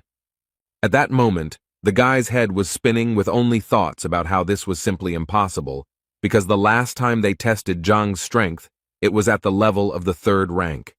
Moreover, the guy believed that even if he had strengthened, he should now only be at the 1st stage of the 4th rank. But apparently this was not the case, because Zhang was able to throw Wang Tao out of the classroom with just 1 hand. Uncle Zhao stood outside the door of this classroom and listened carefully to what was happening in the classroom, and at some point, he began to hear a very loud noise, and so it seemed to him that Wang Tao was finally going to teach Zhang a lesson. And he clearly wanted to see this more than anything else, so he carefully opened the classroom doors. But apparently he did it in vain, because as soon as he opened the doors, he saw the body of a fighter flying towards him. It so happened that they landed on the ground together and together received the gift from Zhang. After he had sorted out his fans, to put it mildly, he decided it was time for them to continue their activities. The boys apparently still couldn't come to their senses after what they had seen. It seemed to them that it was a 4th-rank supreme power. Brother Wang Yin was defeated so easily, even though he is a famous fighter. How could a teacher from the bottom of the rankings do this? They all came to the conclusion that Teacher Zhang had simply been hiding his strength all this time. Uncle Zhao Yao, after such a not-so-soft landing, would like to ask Mr. Wang Tao what happened and why he was unable to teach Zhang a lesson. Wang Tao couldn't think of anything better to say than that he had just used a new technique and was just lucky because he hadn't fully mastered it yet. So today, he said, luck was on Zhang's side. His interlocutor thought that something was clearly wrong here, and even with the new technique, Wang Tao should have won. The guy also decided to add that the university had a strict rule not to interrupt classes, so he decided to wait a little. The man agreed with him, and added that since they had some free time, he wanted to ask Wang Tao something, and the guy didn't mind talking, but he mentally asked that the topic of their conversation not concern Zhang. And his question was that he wanted to know if there was a teacher named B in this academy, and if she had any admirers. Wang Tao was the first to notice that the name had the word B in it, so he immediately assumed that it was Shen Biju, who was the local ideal of beauty, and therefore had many admirers, the most obvious of which was Shang Bing. But he also did not forget to mention that Zhang was also chasing after her. Hearing this, the man thought that now all he had to do was find out whether they really had a conflict back then. Shang Bing sat in his office and listened to Qiao's stories, who told him that Zhang had deceived his disciple, and so he decided to turn to the grandson of the academy elder. Shang Bing slammed his palm on the table and immediately told him to forget about it, because he was going to solve this problem himself. In his words, he had always wanted to teach this Zhang a lesson, but deep down he knew that if he attacked him there, it would lower him in the eyes of the precious Shen Biju. But now he had a good reason. And now he is ready to do everything for this. And as an assistant, he decided to take Qiao with him because he was going to make a cripple out of him. When they arrived at Zhang's classroom, they saw Wang Tao standing there, and next to him was an unknown man. The first thing Shang Bing wanted to ask Wang Tao was why he was here and not training. Wang Tao decided that there was nothing to hide, so he told them that his sister had been tricked into going to see the teacher, and that he had come here to sort it out. Shang Bing was quite surprised that Zhang dared to lie even to Madame Wang, and now he was more than sure that this guy needed to be put in his place. Wang Tao also introduced Mrs. Zhao's family assistant, Yao Han, whose ward was also deceived. Shang Bing's face changed even more when he heard that Zhang had managed to deceive the Yao family as well. In that case, he decided that they needed to go together and teach this scoundrel a lesson for everything he had done. Meanwhile, Zhang told his students that the 9 paths system of Hongting, although basic, still had many shortcomings. This was the first time that the boys listened so attentively to someone's lecture, and all because they really found it very educational, because he could point out the shortcomings of even the most effective methods. Some of the boys even thought that even his father could not compare to Teacher Zhang in teaching. Suddenly he was interrupted again by the same people, but now Shang Bing was with them, taking Qiao with him. Zhang didn't understand what they were doing here, but he guessed that since they came here so happy, it meant that they clearly weren't going to praise him. Shang Bing spoke first, saying that he didn't expect Zhang to stoop to deceit, and he still couldn't believe that he had deceived Miss Wang Yin and Miss Zhao Yao. Zhang was tired of enduring all these senseless accusations and suspicions, so he immediately replied to Shang Bing that if he had any business with him, he would listen to him after class. But Shang Bing didn't seem to hear him and continued walking, only to say at one point that he wanted Zhang to let those disciples go right now, otherwise he would have to force him. Zhang didn't want to let anyone go, so he decided to first ask Shang Bin what he was going to do, since he felt that the respected Shang Bin didn't know that fighting between teachers was prohibited in Hongting. Shang Bing told him that the university rules were made to maintain order within these walls, but he was breaking them, so for his sake, Shang Bing would make an exception. Zhang knew that he was probably doing this because he was hurt by the words spoken to him yesterday, and so Zhang felt that Shen Biju would be angry when he found out about this. Shang Bin was surprised that he wanted to catch him doing this. In any case, he had already decided to teach him a lesson, so he didn't care about such nonsense. Uncle Zhao was shocked by what he saw, because he realized that this was the same Shang Bing, Shen Biju's admirer, and he was the one who had a conflict with Zhang yesterday. So after connecting all these facts, the man guessed that this was the person who hit him last night. Therefore, without thinking twice, he decided to take revenge on this scoundrel who attacked him from behind. Shang Bin clearly didn't understand what was going on and immediately asked Han to calm down, as he had no idea why he had just been hit. Han didn't understand why he was even asking him about this, as if he didn't understand that he deserved it. Shang Bin really didn't understand what was going on, but he still told Han that if he hit him again, he would hit him back. But before he could finish speaking, Khan immediately pounced on him and began to literally beat him for what he had to endure yesterday. Qiao and Wang Tao also didn't understand what was going on and why Han suddenly went berserk and started beating Shang Bin. Zhang stood aside at that moment and enjoyed the fact that his plan worked as it should have, and the fight began exactly when he needed it to. Wang Tao decided to stop Han so that he would finally tell what happened, to which the man suddenly decided to attack Shang Bin, but Han continued to break free from his hands. He said that he was not finished yet. Shang Bin's face was too swollen. It was obvious that he was in a lot of pain, but even in this state, he threatened to take revenge on Han for everything he had done to him.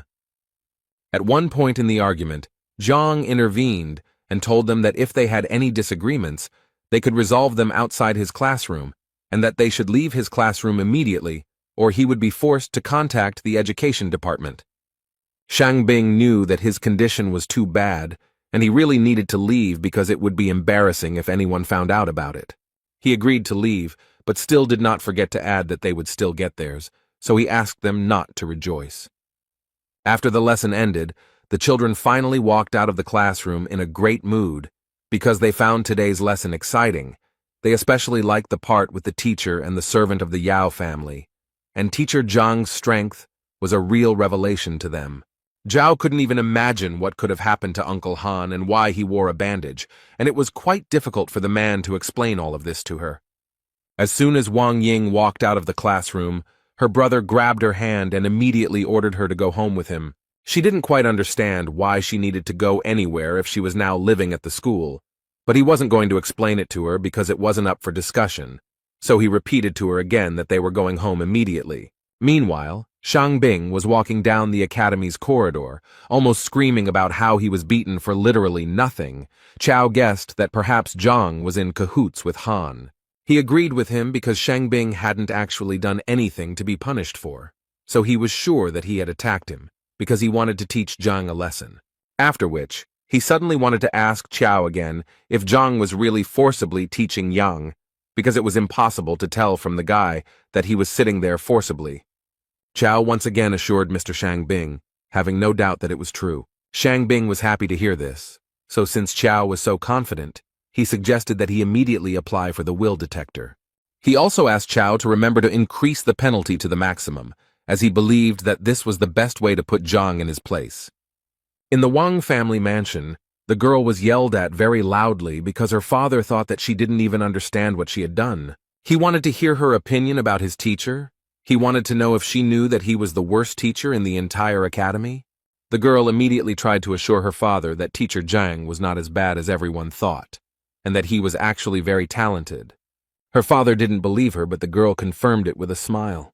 So he had to turn around and start yelling at her again, because he thought Zhang was only capable of raising trash like himself, and so his father didn't understand why she even thought he was fit to be her teacher. Moreover, he didn't even think that such problems could arise with her. He asked the girl again with all his anger if she knew what place her teacher occupied in the ranking. The elders of the family who were behind all this advised the girl to listen to the chief. They believed that he would definitely not say anything bad, and as an example, they decided to give her Wang Yang, who studied with Lu Sen. According to them, the guy's strength increased by 40% in just one lesson. Wang Yin, overcoming her fear and embarrassment, decided to say that with teacher Zhang, her strength had increased by more than 100%, and he was also able to heal her legs.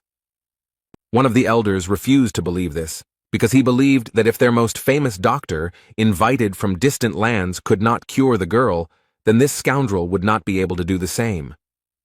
The other elder also laughed when he heard that she had increased her strength by 100%, and the healing of his legs captivated him even more, after which they asked her not to lie, if only to cover up for this liar. At some point, she decided to shut them up and started shouting about how they could even talk like that about teacher Zhang if they had never even seen him, and she had already firmly decided that she refused to leave his class. But this made the old men laugh even more. They assumed that the girl had some other reasons for protecting this guy. The girl's father also thought that he was talking complete nonsense and ordered her to leave classes that very day. Otherwise, the doors of this house would be closed to her. Without thinking twice, she left the house, hearing her father shouting after her that if she left, she would never be able to return. But the girl was not going to go anywhere. She approached the column that measures strength and said that if they did not believe her, then she would gladly prove it to them with actions. Having gathered her strength a little, she decided to deliver the first kick. She was able to knock out a full 205 units of strength, which surprised all the elders, because they were sure that yesterday her strength was only 53 units, and what is even more surprising is that her legs work as they should. After which Wang Yin immediately added that if it weren't for teacher Zhang, she would never have been able to achieve such a result. The father couldn't believe his eyes. Could he really cure her legs? The girl confirmed this information, after which the man immediately wanted to know what teacher Zhang said in his lecture. The girl was ready to tell him about it without any problem, but she immediately stated that teacher Zhang was talking about deep things, and therefore she could not remember everything. After listening to his daughter, Wang Yin's father simply couldn't understand how he could teach the first rank so subtly.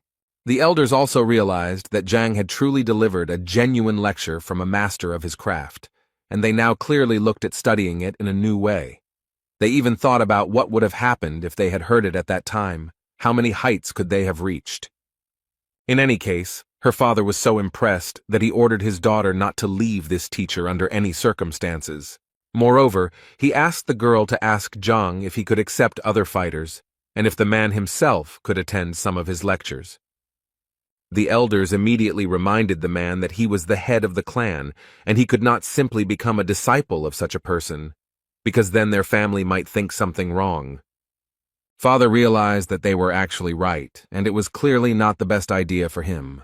But the elders themselves were not against attending a few lectures of this teacher, so they politely asked Wang Yin to ask permission. Meanwhile, Zhang decided to visit the library again, as he believed that although his skills had improved greatly, he still knew little about martial arts, and so he decided that he needed to study now. Otherwise, he would not be able to properly teach his students. He came to Reverend Mo again and said that this time he wanted to look at the martial arts materials, but the elder told him that today was not the best time for that. Before Zhang could ask what was going on, he was suddenly interrupted by Shen, who had also come to the library to borrow some books, and the elder happily let her in.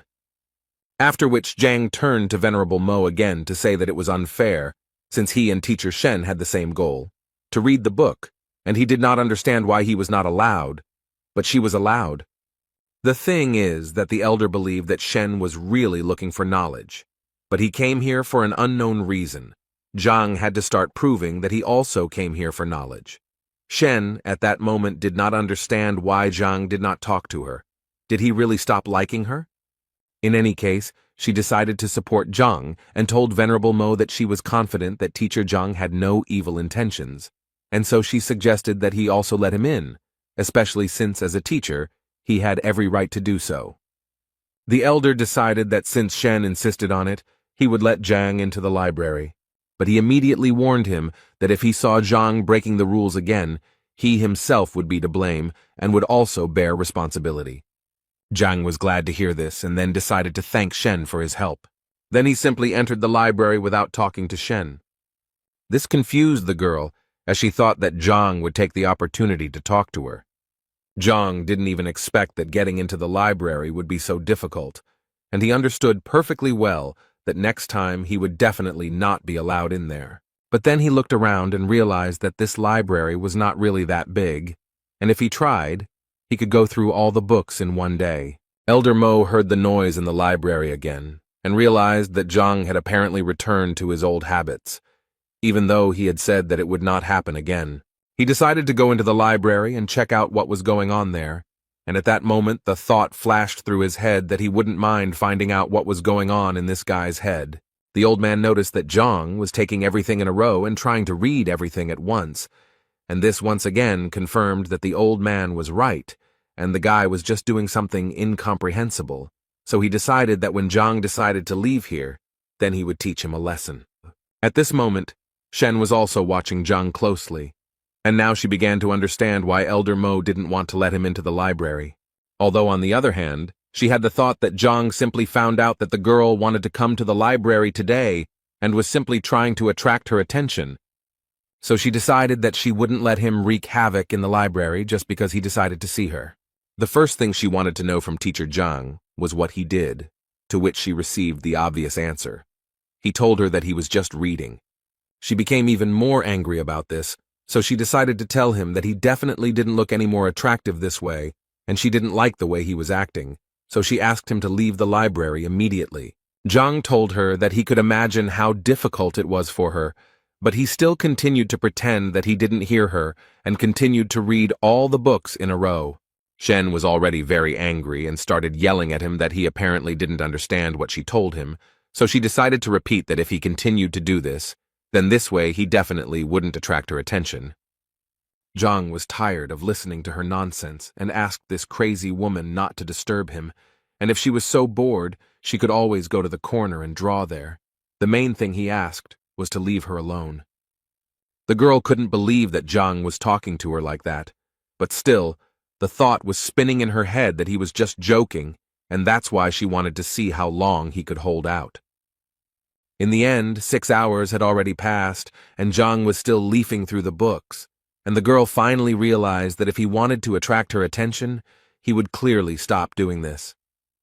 During this time, Zhang still managed to do the impossible. He still transferred all the books to the library of the Heavenly Path.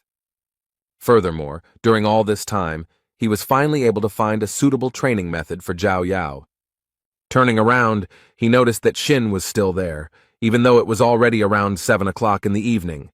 But on the other hand, he realized that he actually didn't care about her at all. And since he had done everything he wanted, it was time for him to go back. But suddenly, just before leaving, Elder Mo stopped him and told Zhang that he was not going anywhere. After which the elder told him that from now on, he was forbidden to enter this library, and he really wanted Zhang not to return here again. Zhang pretended to be surprised by this, and asked the old man the reason for this decision. Elder Mo started yelling at him because he immediately realized that Zhang was just leafing through the books instead of reading them carefully, and that he never took any notes, so he thought the man was just having fun. Zhang understood that the old man was essentially angry because he read too fast. But on the other hand, Zhang understood that he no longer needed to go to the library, so on the other hand, he didn't care what this old man said. And with such thoughts, he replied to Mo, saying that he was completely right, and Zhang would quickly leave here. Just as he was about to leave, Shen suddenly asked him to stay. She left the library saying that he read quite a lot, and she was very interested to know if he had managed to remember anything at all. Zhang didn't fully understand what she was telling him and what it all meant. She immediately started telling him that she had just seen him reading 8 ways to improve medicines, so she wanted to ask him about the contents of the book. Deep down, she was sure the man was just pretending to read, so now she just wanted to see how he would get out of it. Zhang unexpectedly agreed to answer her questions, but asked her to do it as quickly as possible, as he was in a hurry for dinner. She was annoyed that he was doing this just to get her to leave him alone, but she asked her question anyway, the gist of which was that if you use all the herbs separately, it might be difficult to make the pills, so it was better to mix all the ingredients at once. And the question was that she didn't understand the meaning of this phrase. Jin sighed and said that she remembered it wrongly, because it would be correct to say that only the correct order of adding the herbs would help her make quality pills, but the meaning of this phrase is that the ingredients must be added separately and in a specific order. The girl was surprised by his answer, because in fact, she initially made a mistake in the phrase in order to expose him, but she did not even suspect that he would be able to give her the correct answer. But she also understood perfectly well that it would be impossible to do this if he had not really read this book. She didn't know what to say until Elder Mo intervened and asked a question about the book. He wanted to know how Zhang understood the phrase, "Qi travels through the body, the mind travels through the world." The old man knew very well that the 8 ways to improve medicines were a foundation that had been mastered by more than 1 generation of doctors, and even if he had not studied this material, it could easily be heard from other sources. Zhang, in turn, was surprised that such an old man did not understand such a simple expression, because it was so simple. He then explained that this meant that as qi travels and fills the body, so the mind cognizes the world, filling it with knowledge and subordinating it to skills. According to Zhang, this phrase is from the treatise Qi and Blood, the author of which is Pak Ming. In this book, it can be found in the 27th row on the 69th page. Elder Mo's surprise was obvious. The whole thing was that one elder asked him about this, but he couldn't answer. And even later, that old man couldn't find an explanation in the library, so he just couldn't understand how this guy got to this point. In any case, he clearly didn't trust him, so he decided to go and check this information himself. After a while, they found the very row where the book was, and then opened the page that Zhang pointed to and read exactly the same thing that the man said, which surprised them even more. Mo mentally repeated that the old man had not found the answer, turning the entire library upside down. He could not find this book and the answer to the question. But Zhang not only managed to find it, but also read it, and most importantly, understood what was written here. While they were looking for this book, Zhang decided that he didn't have time to just look at them, and he needed to leave quickly, because at this rate he might not make it in time for dinner. But Shen decided to stop him again. Elder Mo almost passed out from the realization of what he had learned. Questions were spinning in his head about why this guy was the worst teacher back then, because with such abilities he could clearly be the best of the best. Zhang asked Shen to speak up quickly about what she needed because, as he had already said, he was late for dinner, and Shen suddenly noticed the fact that she hadn't eaten for a long time either. Zhang mentally asked her not to say that she had just asked him this question only to propose having dinner together later, so he decided to answer her that if she was so hungry, then what did she want from him? She couldn't accept the fact that so many people were inviting her to dinner, and she was turning them all down, and when she gave Zhang a chance, he turned her down anyway. She overcame herself and invited him to have dinner together. Zhang clearly showed no interest until the girl suddenly said that she would treat him to dinner. He was always happy when he was treated, so he immediately agreed, but immediately warned her that he ate a lot. This was Shen's first meeting with a guy like Zhang, because before that, she had obviously met other guys who invited her and paid for her. The Library of the Heavenly Path could see the disadvantages and advantages of techniques, allowing one to read the opponent's weaknesses like a book, but it could not reveal the heart of a woman to Zhang Huang. He did not understand that with just a few words, he had brought the first beauty of the academy to a panic attack. Shen also noticed that this guy spent half a day with her, but never spoke to her.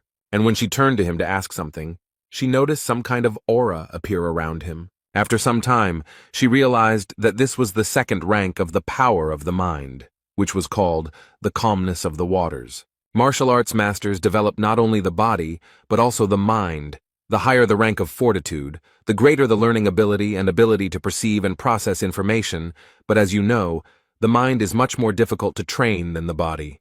It is difficult to subdue, and only the head of the academy has achieved such a rank of mind.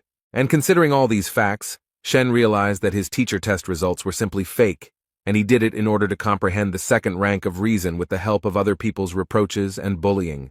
She realized that this guy was essentially a real tiger in pig skin, whom she would try to tear to pieces. Zhang thought at this moment that he had simply decided that it was a beautiful place, but now he realized that he had obtained the second rank of intelligence. He was very happy to realize this, because he was reborn into a new life. Moreover, thanks to the new training method, his body was filled with the purest qi, so it was no longer a surprise to him.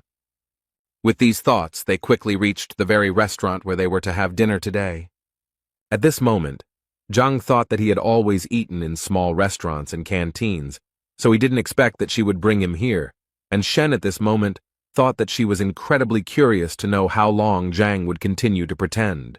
Today, Qiao and Shang Bin were relaxing in the same restaurant, and he was still very angry about the situation that happened to him, but Qiao asked him to calm down because they had already applied for the will detector.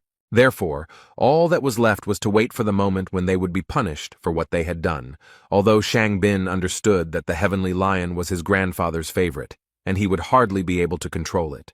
But Qiao thought that there was no need for that, since they could just give him something to drink and eat, and then it would be much easier for them.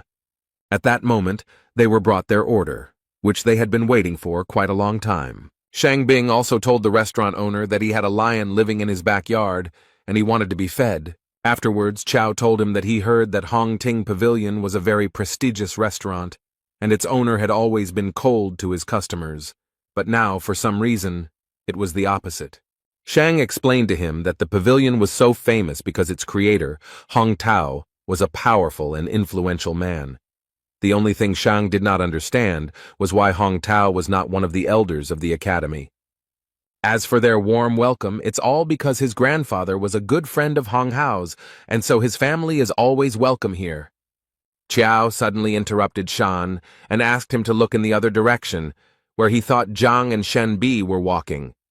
And he turned out to be right, because it really was her. But what was she doing here, and with this loser too? Shan didn't forget to note that he had invited her here so many times, but she still didn't agree. Qiao felt very sorry for the gentleman, but he immediately asked him not to despair, because, according to him, he knew how to open Madame Shenbi's eyes and show what a scumbag Zhang really was, and in the same way they could raise his authority in her eyes. After a while, Zhang was very happy because he had not eaten so deliciously for a long time. The food was incredibly delicious. Shen was a little upset because Zhang had been eating all this time and hadn't paid any attention to her, so she wanted to ask for the bill for this dinner as soon as possible. The waiter happily came up to her to say that he hoped they enjoyed everything, and also to inform her that they only owed 1,280 coins. The girl clearly did not expect to hear such a number, because she was more than sure that they ordered a maximum of 100 coins. The man decided to explain to her with a smile that the thing was that they had ordered wine, which cost 1,200 coins. This surprised the girl even more, because they didn't order it. They just received this bottle, and she thought it was free. The waiter's face suddenly changed, and he started saying that it was quite logical that they had to pay for this wine, and he also thought that if she didn't ask how much it cost, then it wasn't their problem, but only hers. This was definitely a problem, as the girl did not have that amount of money with her, so she asked to transfer the amount to her account so that she could pay it back to them later. The waiter was not going to make any concessions, because he believed that if she could not afford this wine, then there was no point in ordering it. So he told her to give them their money back right now, because no one would feed them for free here. At this moment, teacher Shang Bin approached them, and the first thing he asked was, what was going on here. The waiter smiled again and told the man that there had been an incident and that the people had eaten but were unable to pay for their order. Shang Bin immediately turned to Zhang and told him that if he didn't have money, there was no point in pretending to have it because it would only bring shame to their academy. Zhang immediately asked him to stop saying such things in front of everyone, especially since it was not true. But Xin Bin was clearly not deterred, and continued to say that he never thought that Zhang could stoop to such a level as to pretend to be such a generous person. Although at that moment he thought that it was he who asked to serve Zhang an overly expensive drink that he could not pay for when he looked like a nobody. Then he, Shang, should have come and saved the beautiful Shen. This way, he will do everything in one go, punish Zhang, and finally get Shen. But apparently, he hadn't thought his plan through to the end, because Shen made it clear that she didn't like anything Shang Bin was doing now. He thought she had taken it personally, so he decided to explain again that he had said all this about teacher Zhang, and that he specifically didn't have any money, but he still treated her like that, and it was somehow embarrassing. At that very moment, Zhang decided to intervene in their dialogue to say that it was not he who was treating her, but teacher Shen, who had decided to treat Zhang. Shan clearly didn't expect such a turn of events. It seemed literally impossible to him. After all, he invited her to dinner every day, but she refused, and now suddenly she decided to invite this bitch herself? In any case, he would have to make things right somehow, because Shen was clearly very angry that Shang told her that she was pretending to be magnanimous and that it was a disgrace to the teacher. Chao tried to push him from the side and told Shan that it was even better this way because now he could offer to pay the bill for her, and then everything would be fine. Without thinking twice, he decided to listen to his friend's advice, immediately put a bag of coins on the table and told the waiter that he would pay Miss Shen's bill. At that moment, he immediately thought that this would definitely calm Shen Bi down. Moreover, he even thought that she liked him, but apparently his thoughts were too premature, because at some point Shen simply took off the necklace and said that she didn't need it and was ready to pay herself, so as not to pretend to be generous. She took off what turned out to be a jade pendant worth about 5,000 coins and offered it to the waiter as payment, although later she changed her mind and said that she would leave it only as collateral so that she could buy it back later. Shang Bing immediately turned to Qiao to ask him what to do next, because things were clearly not going according to plan. Suddenly, this whole farce was interrupted by Zhang, who assured the girl that there was actually no need to give up such a valuable thing as collateral, after which he got up from his seat and went to the waiter, telling him that in fact this food was not that expensive, and besides, she was trying to get revenge on him for deceiving her so maliciously. These words outraged the waiter, because according to him, they had a prestigious restaurant and an honest place, and there was no point in talking about any deception here. So he promised them that after such words, they would definitely not leave here unpunished. Shang Bing and Chao were happy to see the waiter and what appeared to be the owner of the place get furious, and they were now sure that Zhang would be in trouble.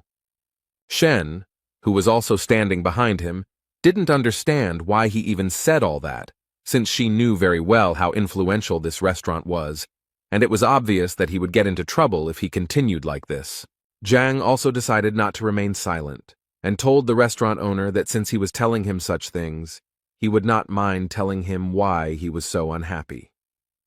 The first thing he mentioned was the fragrant violet-infused bear meat.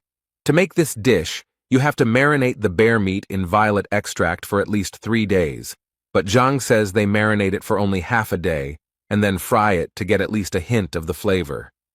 Zhang believed that the extract had not penetrated the meat at all, so ordering the dish was essentially throwing money away. As he told this story, people gathered around and listened attentively to the story of how they were being deceived. Zhang clearly wasn't going to stop there, and went on to explain how the Honghu guppies they pass off as wild were actually captive bred, as you can tell from their small, thin fins and tail. The waiter became more and more angry with every word, but his anger was connected with the fact that Zhang was actually right, and he really did substitute all these products behind the back of his superiors.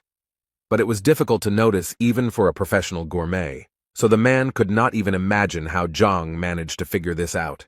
He decided to deny all of this, and so the first thing he did was start yelling at Zhang that he was talking complete nonsense, and everything he was saying was just a coincidence, and if he was going to accuse him of this, he was going to demand solid evidence.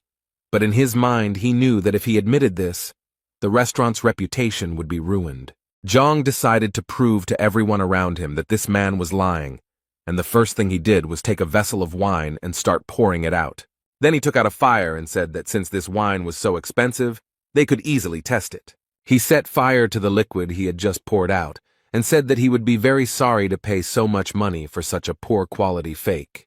Not only was the wine burning, but it was also spreading a smell throughout the restaurant that was so disgusting that at some point all the diners covered their noses to avoid smelling it.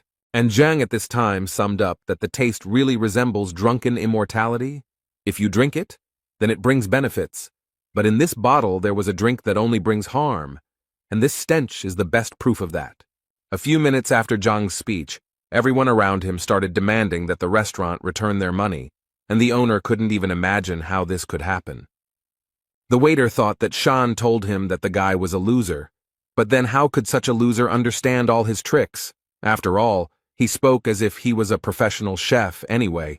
He knew that if his superiors found out about this, he would be in big trouble. Shang didn't understand what had just happened at all, but Chow couldn't explain anything either. The owner of this restaurant at some point realized that in fact these two people who set him up with this wine were to blame for everything, so his anger towards them went through the roof. So at some point he couldn't take it anymore and asked these two to leave his restaurant immediately. They didn't understand what exactly they had done to make him react so harshly, but they knew that it was really best to leave because it seemed like the man had gone crazy. Zhang also suggested that Shen leave, as he felt that they would hardly get the bill. The girl at that moment was just thinking that teacher Zhang was really good, because he could so easily determine the quality of wine and food that she even assumed that he did so poorly on the teacher exam because he was honing his culinary skills. Zhang himself actually didn't expect that the Heavenly Path Library could determine the quality of dishes, but in any case, he had to be grateful for this ability, because otherwise, he would definitely find himself in an awkward situation. His thoughts were interrupted by Shen, who was incredibly grateful to him for saving her today. But suddenly she said that she couldn't just leave it like that, and so she was going to invite him to dinner again because they hadn't been able to do it. Zhang was not prepared for such a turn of events, and immediately told her that it was not worth doing, because he had eaten his fill for a whole year, although he would not mind having dinner with the Nettle girl, but he did not want to fight off her suitors later. He managed to surprise Shen again, because she never thought that someone would refuse her several times in a row.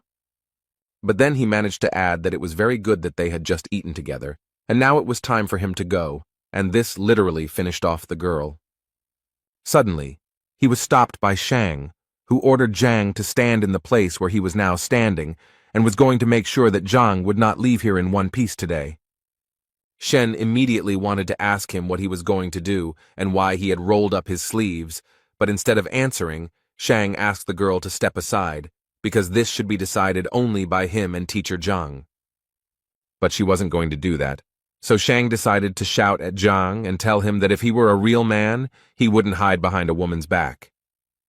Although Zhang himself did not understand what was wrong with hiding behind a girl's back, moreover, he called it conflict resolution and saw nothing wrong with hiding behind a woman's back to calm her down. Once again, everything did not go according to Shan's plan. Moreover, Zhang managed to justify himself so bluntly that he simply could not answer him. But that was only the beginning, because then he turned around and said he was leaving, and asked teacher Shen to calm the two down, because he didn't have time for that. At that moment, all he could think was that they were complete fools if they thought they could provoke him with this, because he was a transmigrator from one world to another and had been through so much that they definitely couldn't surprise him with this. Shangbin continued to order him to stand still and also added that if Zhang died today, he would not have the right to bear his surname. Zhang wasn't going to listen to this madman, so without thinking, Shang summoned the heavenly lion, and then he ordered this animal to destroy Zhang, and if he did so, then Shang promised to feed him every day. Shen did not understand why he was doing this, because he knew very well that destroying a teacher was a terrible crime for which he would face a terrible punishment. Shang told her that teacher Zhang was trying to kill him, and the lion was simply defending his master and accidentally counterattacked too strongly, and so it could be taken as self-defense, and no one would be able to tell him anything. After his words, the lion immediately ran to attack to carry out Shan's order. Shen understood what consequences this could lead to, so she obviously began to worry about Zhang. The girl fell to her knees in anxiety because she began to understand that she was to blame for all of this. Shang Bin interrupted her thoughts by yelling at the girl that Zhang was definitely already dead and that there was no way to fix it, and all of this made him incredibly happy. But suddenly his euphoria was interrupted by Qiao, who noticed that something was clearly wrong here, and it was probably too early to rejoice. Shang started yelling at him because he was sure that this time everything was going according to plan, and there was no point in panicking, but Qiao asked him to just look over there, and everything would become clear at once. But when Shang finally looked in that direction, he realized that Qiao was indeed right, because Zhang had literally tamed the huge heavenly lion, which was definitely not going to eat him now. Shang couldn't believe his eyes, because he always thought that the celestial lion was his grandfather's pet. This animal was very proud, and would get angry even when it was touched, let alone stroked on the head. So he didn't understand why this powerful animal was groveling before Zhang like a loyal dog. He decided to try his luck again, and ordered the heavenly lion to immediately gather and carry out the order, namely, to destroy Zhang. But the lion did not hear a single word of Shan. He enjoyed the presence of Zhang, who was scratching him. Teacher Zhang got tired of listening to this madman's screams, so he politely asked his new friend to shut him up. The sky lion was ready to destroy Xin without any problem, and therefore immediately attacked him. Qiao immediately ran to Shang Bin to ask how he was and if everything was okay with him. Shan literally cried because he didn't understand what was happening here, because this lion was his grandfather's pet, who always obeyed him, and now Zhang was like his master. The lion continued to flatter his new master, and Zhang himself was not averse to praising him and saying that he was a good boy. Shen was also very interested to ask Zhang how he managed to do this. According to Zhang, it was all quite simple. He thought that this heavenly lion was very accommodating, although he did not deny that Zhang simply seemed handsome to him, so he did not continue to attack him. Although Shen knew very well that he was a heavenly lion, and if he were to respect anyone of his own free will, it would be another male heavenly lion. Anyway, Zhang thought it was time for him to go home and say goodbye. He also told the lion to go home, and that they would definitely see him again. Zhang continued to be amazed in his mind at the capabilities of the heavenly library. He couldn't even imagine that it worked on animals, and as it turned out, this lion had many shortcomings, so it was easy to tame. Shen asked him not to leave so quickly, because he still hadn't explained to her why the lion listened to him. Zhang was tired of being followed by so many troubles, so he asked her to leave him alone as he really wanted to live a long life. At first she yelled at him because he spoke to her so rudely, but then she calmed down and said that she was not holding him back, and that he could go about his business. The same man from the restaurant was called in by management to be scolded and punished for siphoning off food for his own gain, and the man agreed with it, but still felt it important to add that the other guy was much worse because he said it in front of everyone, without hiding it, as if he had no respect for the real owners of the restaurant at all. His boss slammed the table and ordered him to shut up immediately, as he considered that this in no way justified his theft, which sooner or later someone would notice, and now he was giving him exactly 5 days to restore the good name of his establishment, and then he would forgive him for the deception, otherwise he would die. After which he still wanted to know who this guy was, and who gave him the right to publicly insult the Kuntian restaurant. The frightened waiter overcame his fear and said that the man was the last-ranked teacher and his name was Zhang Huang. The restaurant owner was very annoyed that this Zhang Huang dared to disgrace the reputation of his restaurant. Zhang was just walking around thinking at that moment that he never thought that one dinner could bring so much trouble anyway. He knew that he needed to forget about it as soon as possible, because he had other important things to do. For example, he needed to figure out how to advance to the 6th rank. But to his great regret, no ordinary teacher can simply gain access to information about the rank of opening chakras, because a copy of these documents can only be obtained with the permission of the elders, and on the last test, he only had the 3rd rank. And if he now makes such a request, he will simply become a guinea pig. Although, if he remembered correctly, there were many useful things sold in Tianquan City, including cultivation manuals, and if he could look through them, it would indeed solve many of his problems. So he decided to go immediately and check if his guesses were correct. He arrived at the Tianquan shopping district and was a little surprised that it was so lively, and it was probably because he didn't remember anything about the place. He was thinking that this guy was just a regular teacher with a small salary, so it was no surprise that he had never come here, even though they sold a lot of stuff here, but he honestly didn't remember what it was for. But for this, he now has a library, which he also decided to test on these products. As soon as he came closer to the product, the seller immediately turned to him and offered his help, and also did not forget to say that his product was of high quality, and he would definitely like it. He was literally ready to vouch for it. Zhang decided to take a look at one of the goods, and according to the seller, this bell was made by a real master, so it has an unusual effect and costs only 50 coins. The library also worked on the items, so Zhang found information that this bell actually causes dizziness when exposed for a long time and is effective against first-rank fighters. It was also said that it was made in Qing Yun's workshop. Zhang remained silent, so the seller decided to say that he could actually sell him the bell at a discount and thus give it to him for 20 coins. Zhang thought at this moment that he was actually lucky, because with the Heavenly Path library, he really didn't have to worry about buying a fake. Instead of buying the bell, Zhang decided to ask the seller if he had any ice grass for tanning. In response, the seller told him that Zhang was very lucky today because, according to him, he was the only one in the entire market who was selling this herb. And now he has 2 boxes with 5 plants in each. He charges 100 gold per plant. Zhang said he would first like to look at the product the man was offering him, and then perhaps buy it.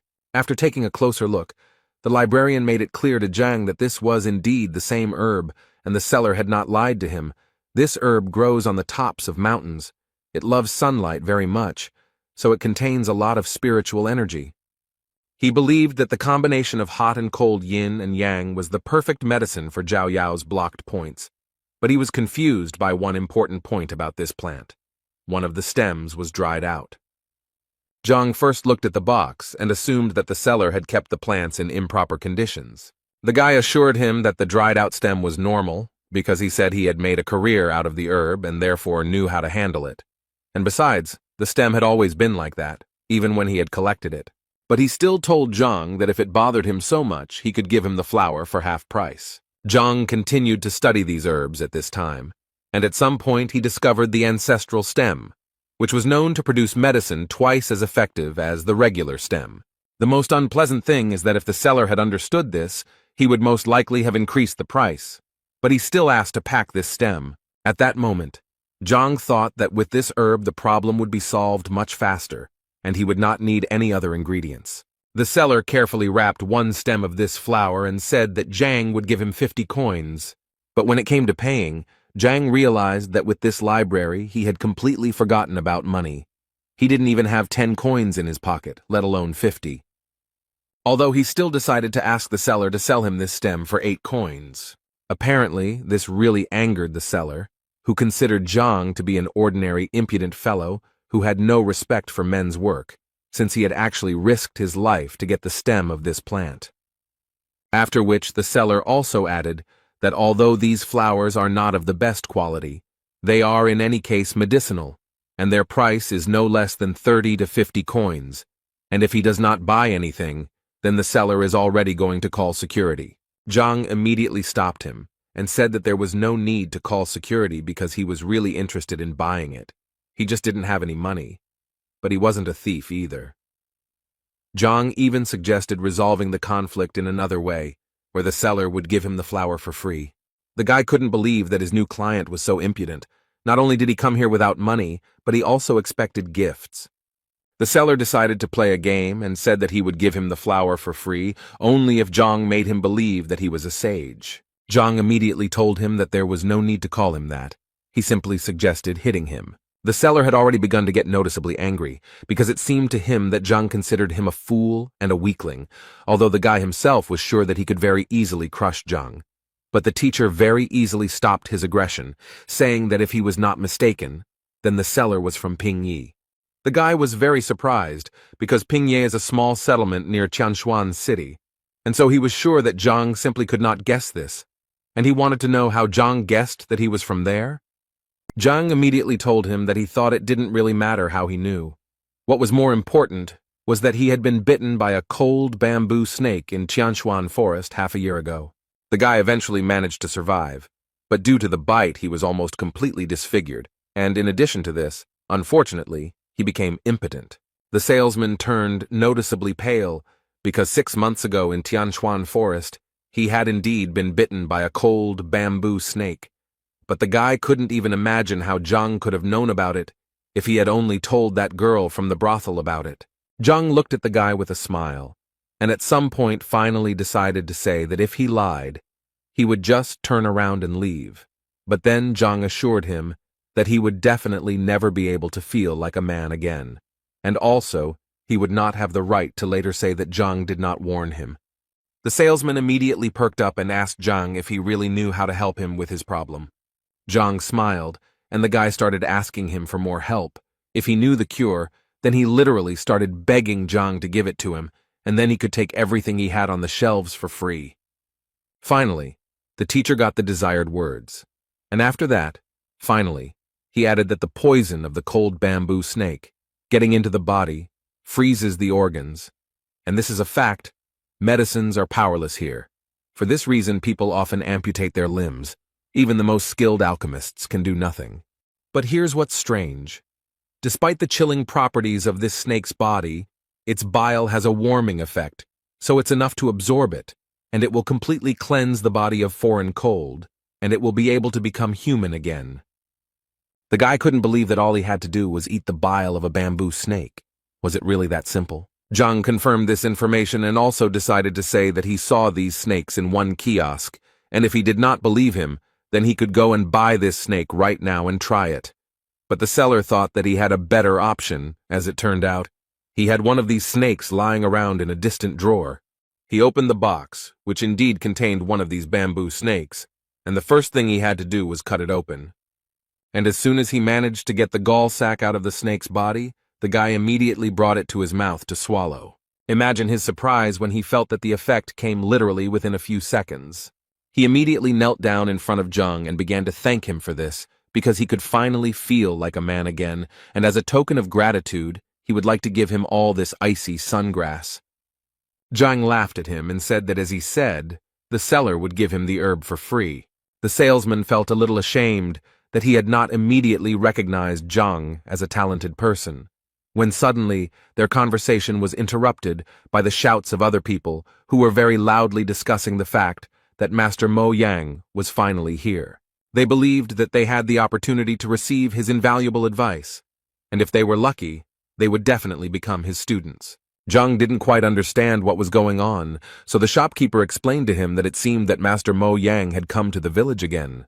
According to the guy, he is simply an excellent appraiser, and as far as Zhang understood, this is a rather specific profession, like a gourmet, and they are valued approximately the same.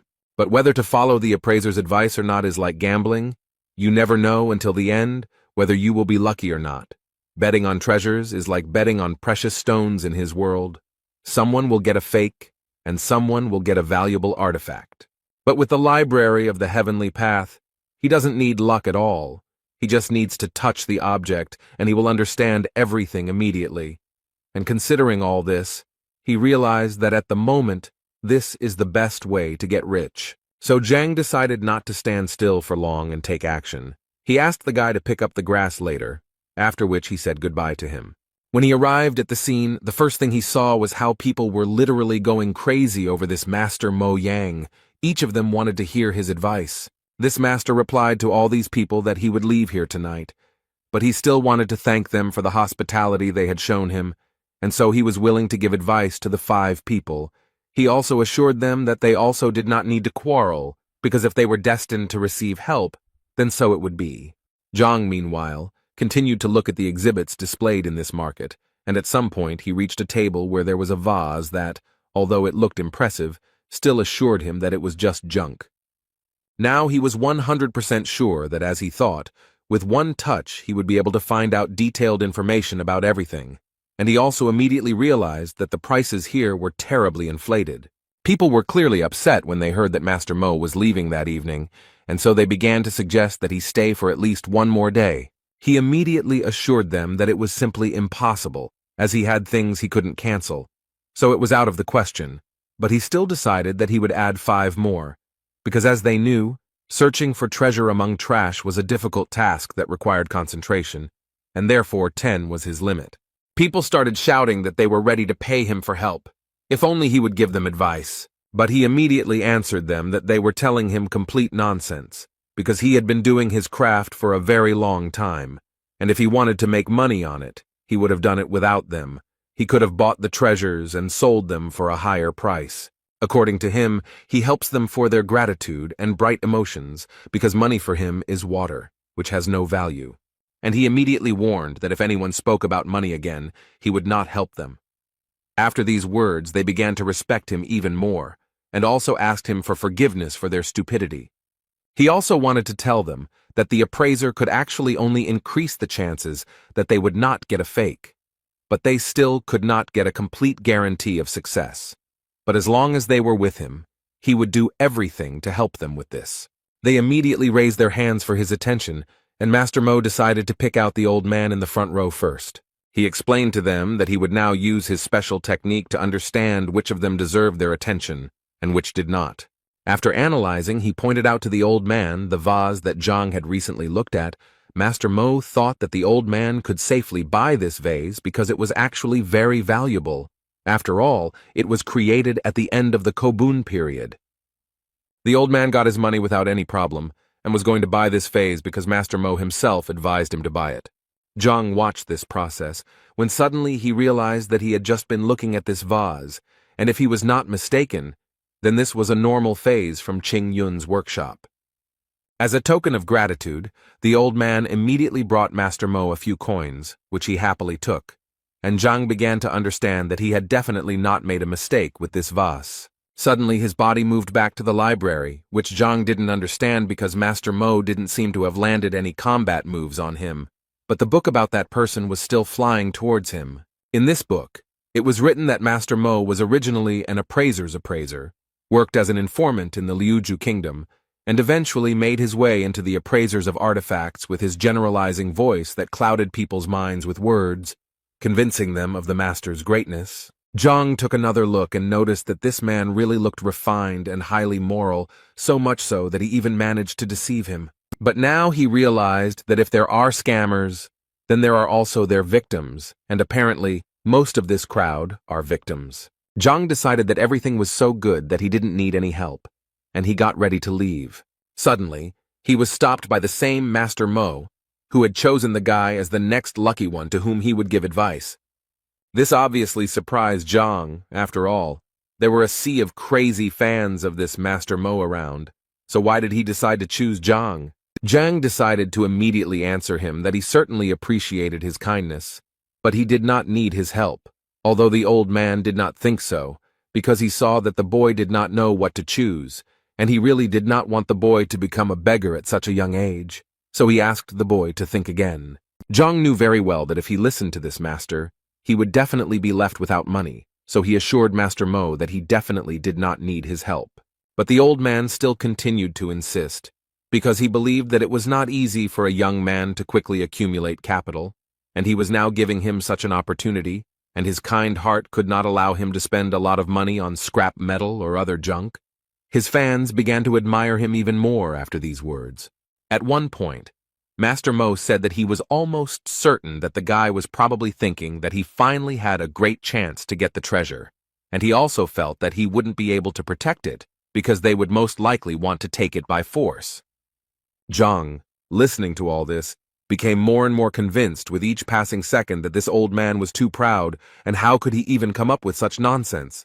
Master Mo continued to tell his fans that he had chosen this young man, and no matter what treasure he received, he would always hope that none of them would covet it, otherwise he would consider it an insult, and then he would be merciless. After which the old man turned to Zhang again and asked the boy to rejoice, because if he was giving him the last place, it meant that it was his destiny, and he in turn believed in karma most of all, and therefore he was giving these treasures completely free of charge and only with good intentions. The old man even prepared a valuable item from one of the sellers, whom he asked to calculate the exact cost of this item. According to the seller's invoices, all they wanted from Zhang was 30,000 coins, and all the people standing behind the guy literally pressured him and told him how lucky he was, because as soon as he bought this thing, he would almost immediately become richer and then acquire a whole fortune.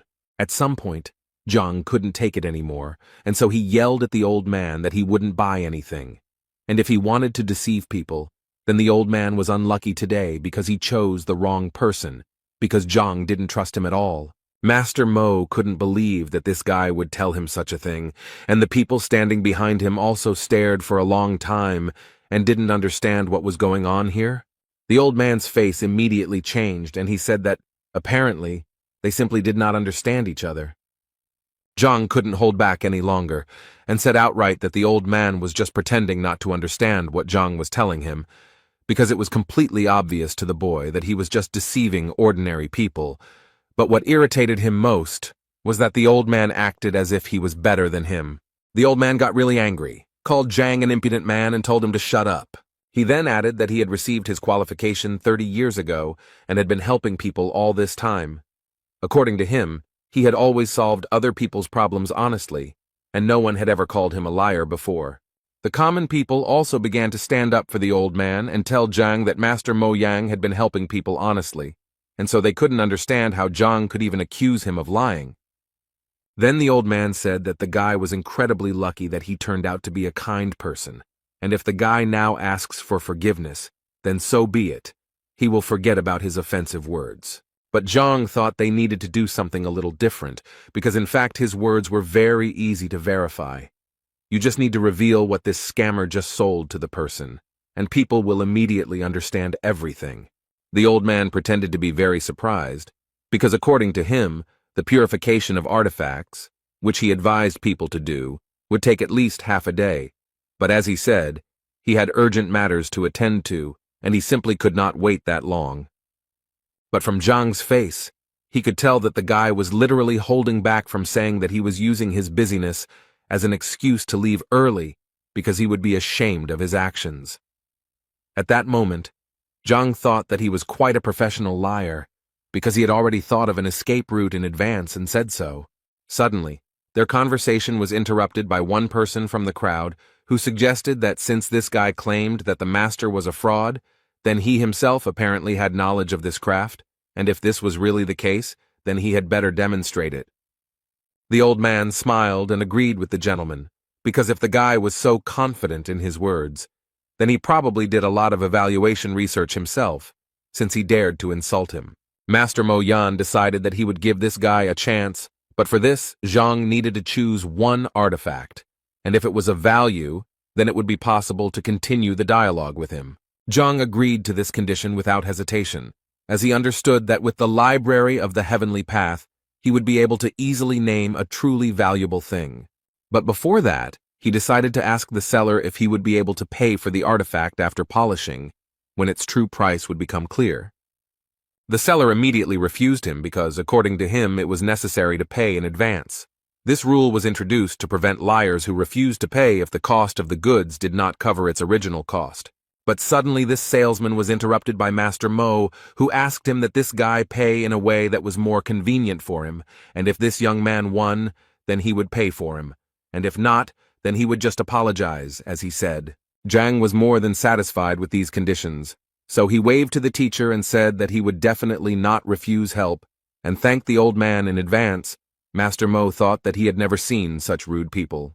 After this, Zhang began to look at the items, and the first thing he did was approach the item he had already looked at, and if it weren't for the lack of money, he would have bought it.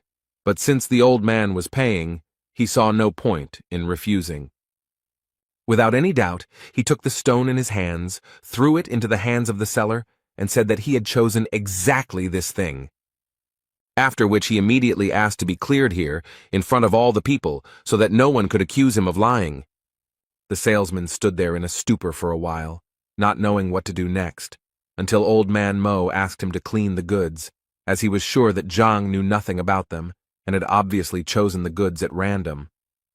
The man who was cleaning that stone thought at that moment that he really wanted to look at that guy's face when they were cleaning that stone and found nothing there. And in his head he had thoughts that he gave him small stones because they were ordinary roadside stones. But apparently he was very wrong, because when he cleared away what he thought was an ordinary roadside stone, he discovered a ling-long stone. It was the main material for making ghost armor, and each of them was worth a fortune, since it was extremely rare. They began to discuss among themselves that this stone was so large and apparently without impurities, which meant that it could be worth about 100,000 coins, which could not help but please Zhang. The old man, without thinking twice, began to make excuses and say that the guy was just lucky, and that in any case it didn't mean anything, after which he turned around and said that he urgently needed to leave, as he had important things to do.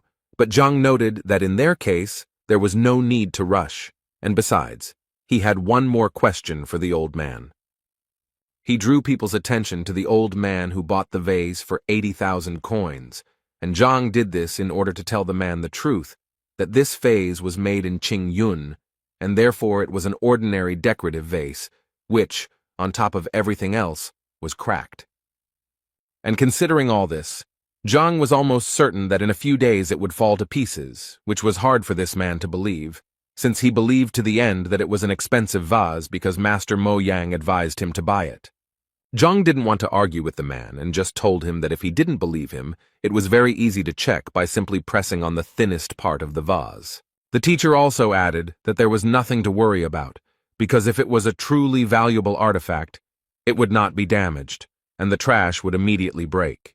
The man simply pressed lightly on the neck of the bottle, and it immediately fell to the floor. People couldn't believe that this was actually true, and that Master Mo had advised this man to buy trash. Zhang suggested asking this question to Mo Yang himself, who replied that it was a precious vase that would make a poor man rich.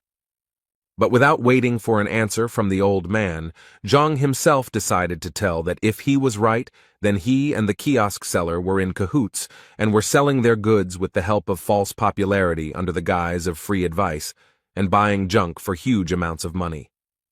And now all that remains is to check with Master Mo, whether he said everything correctly or perhaps he missed something. Two guys from the crowd suddenly started talking about how, come to think of it, they had once heard of a certain swindler named Mo from Liuju. But those who had already bought something on the advice of this scammer began to worry the most, because it finally dawned on them that it was most likely a fake. Old man Mo was still trying to justify himself, and so he told people not to listen to this guy because he was most likely not an experienced appraiser, and he, in turn, only made one mistake. It happens to everyone. But people no longer heard him. They began to break ordinary stones one after another and realized that they had paid about 60,000 for ordinary stones. It was a waste of money and he was cheating them all along. Old man Mo asked them not to worry because he could explain everything, although it might be better if he did it a little later since he had urgent matters to attend to. But no one wanted to believe this swindler that he had any business, and since he did not want to tell them the truth, they decided to extract information from him in a bad way.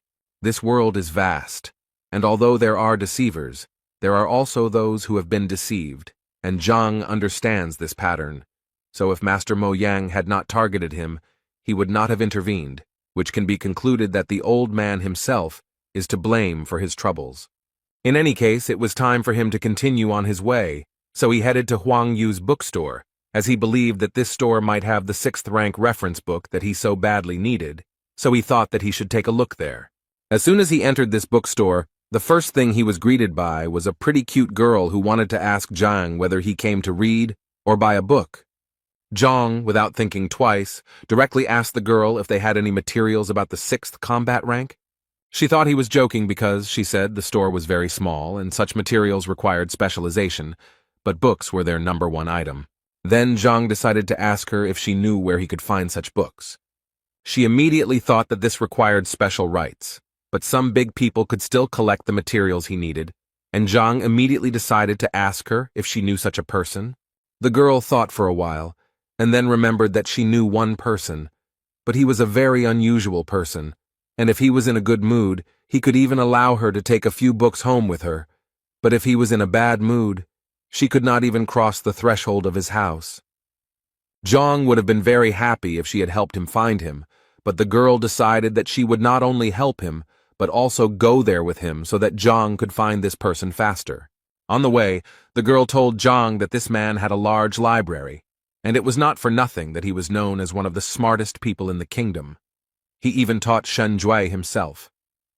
Elder Lu Shen hated frivolity, so she immediately advised Zhang to try not to appear frivolous to him. Otherwise, he would definitely not be able to take the book from him. She also added that when it came to taking the book, it would be their personal matter, and she asked him not to drag her into it. On the way, she continued to tell the characteristics of this man. He prefers obedience in response to all his words, so she advised Zhang to just nod his head, and then he can be conservative in some matters, but there is nothing critical about this.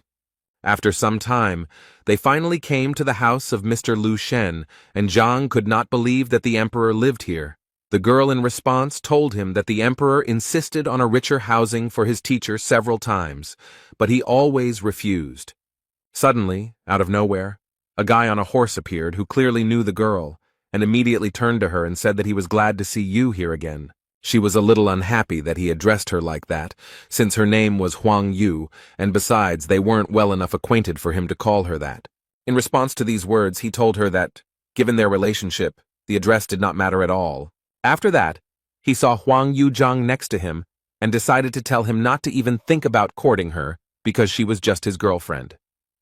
And in general, he immediately wanted to ask the girl who he was and why she was taking unknown people to the emperor's teacher.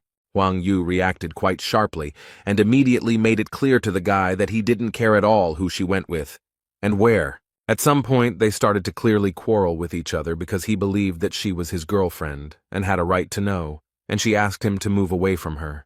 Zhang decided to resolve this conflict, so he approached the guy and told him that he was actually wrong about him and that he really had nothing to worry about. The girl's expression suddenly changed because she didn't understand how Zhang even dared to talk to this guy like that. According to her, he is the only son of King Zhengnan, Bai Sen. King Zheng is one of the most influential people in Qianshuan, and if anyone offends his son, he will make his life a living hell.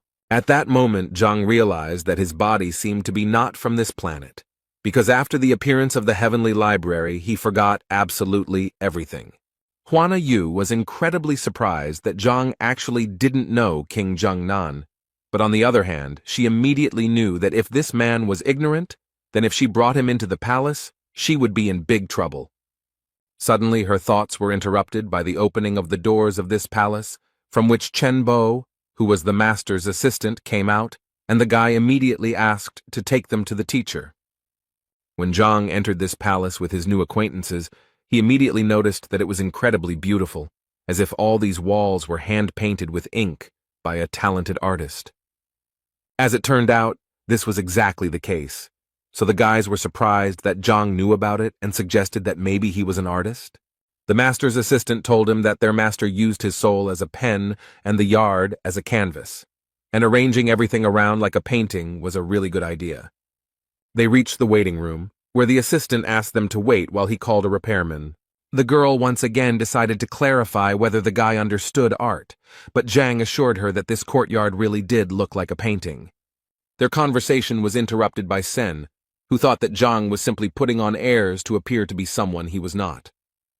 Huang Yu was very angry that Sen behaved like this, so she immediately wanted to know why he thought like that, after which they started arguing again, and because of Zhang, the man at that moment thought that if they wanted to argue so much, then he would not interfere with them. But why were they dragging him into this? He came here to take the book and leave. Their argument and Zhang's thoughts were interrupted at one point by the master, who entered this reception room and immediately silenced everyone with his presence, after which he said that it was very unusual for him to hear someone praise his ink-painted courtyard so highly.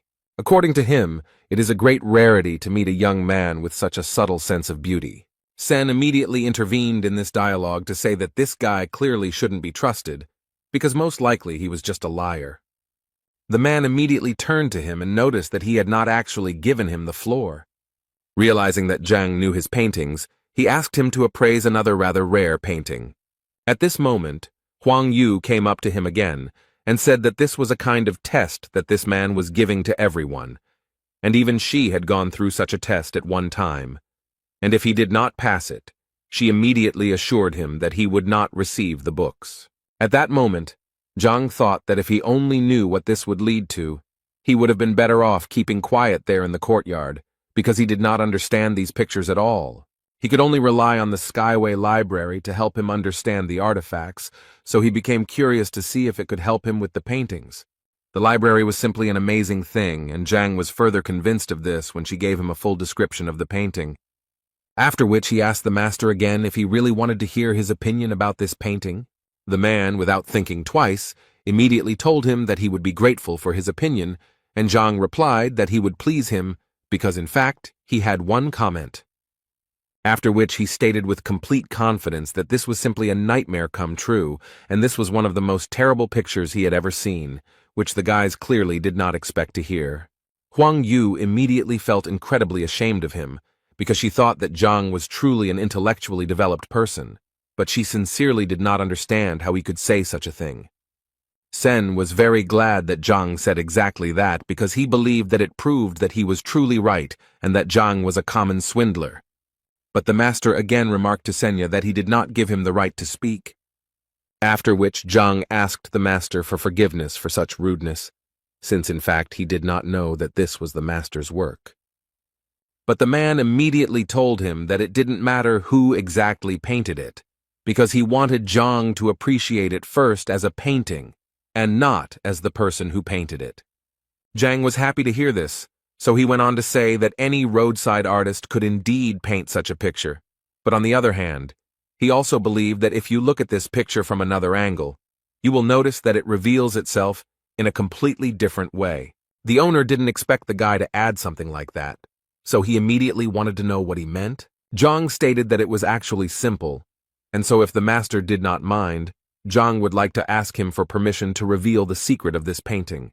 Sen immediately started shouting at him when he saw the knife in his hands, because he believed that this painting was priceless and definitely shouldn't be cut. But Zhang didn't listen to him, so without thinking, he did what he wanted. This act surprised even the master himself, and he followed further events with fear and curiosity. Zhang picked up the cut canvas by the end and said that the painting was a fake because it was painted on rice paper. The real canvas was hidden in sheepskin and had a much more modest appearance than the fake. Zhang's skill left a huge impression on everyone present, who were stunned by how quickly he managed to understand everything. The master praised Zhang, because not many people know about the technique of painting on sheepskin through rice paper. The master then decided to give Zhang another test and led him to the next canvas, waiting for his evaluation. The painting depicts a predatory giant monster, and Zhang said the painting was skillfully done but lacked precision. Zhang then suggested that the author of the painting had never personally seen the animal he depicted, and that is why the canvas has no great value, despite the skill of the painting. The author of the painting was the master himself, and he was amazed that Zhang very quickly understood the value of the painting. But he hadn't yet revealed himself, so he asked Zhang what exactly the inaccuracies were. Huang Yu was surprised that the emperor's teacher would turn to such a young man for advice. Zhang warmly explained that Qi Xiong, the beast depicted, has a streamlined body shape reminiscent of a blade, but this condition is not observed on the canvas. The master was so pleased with this answer that he began to clap his hands in delight.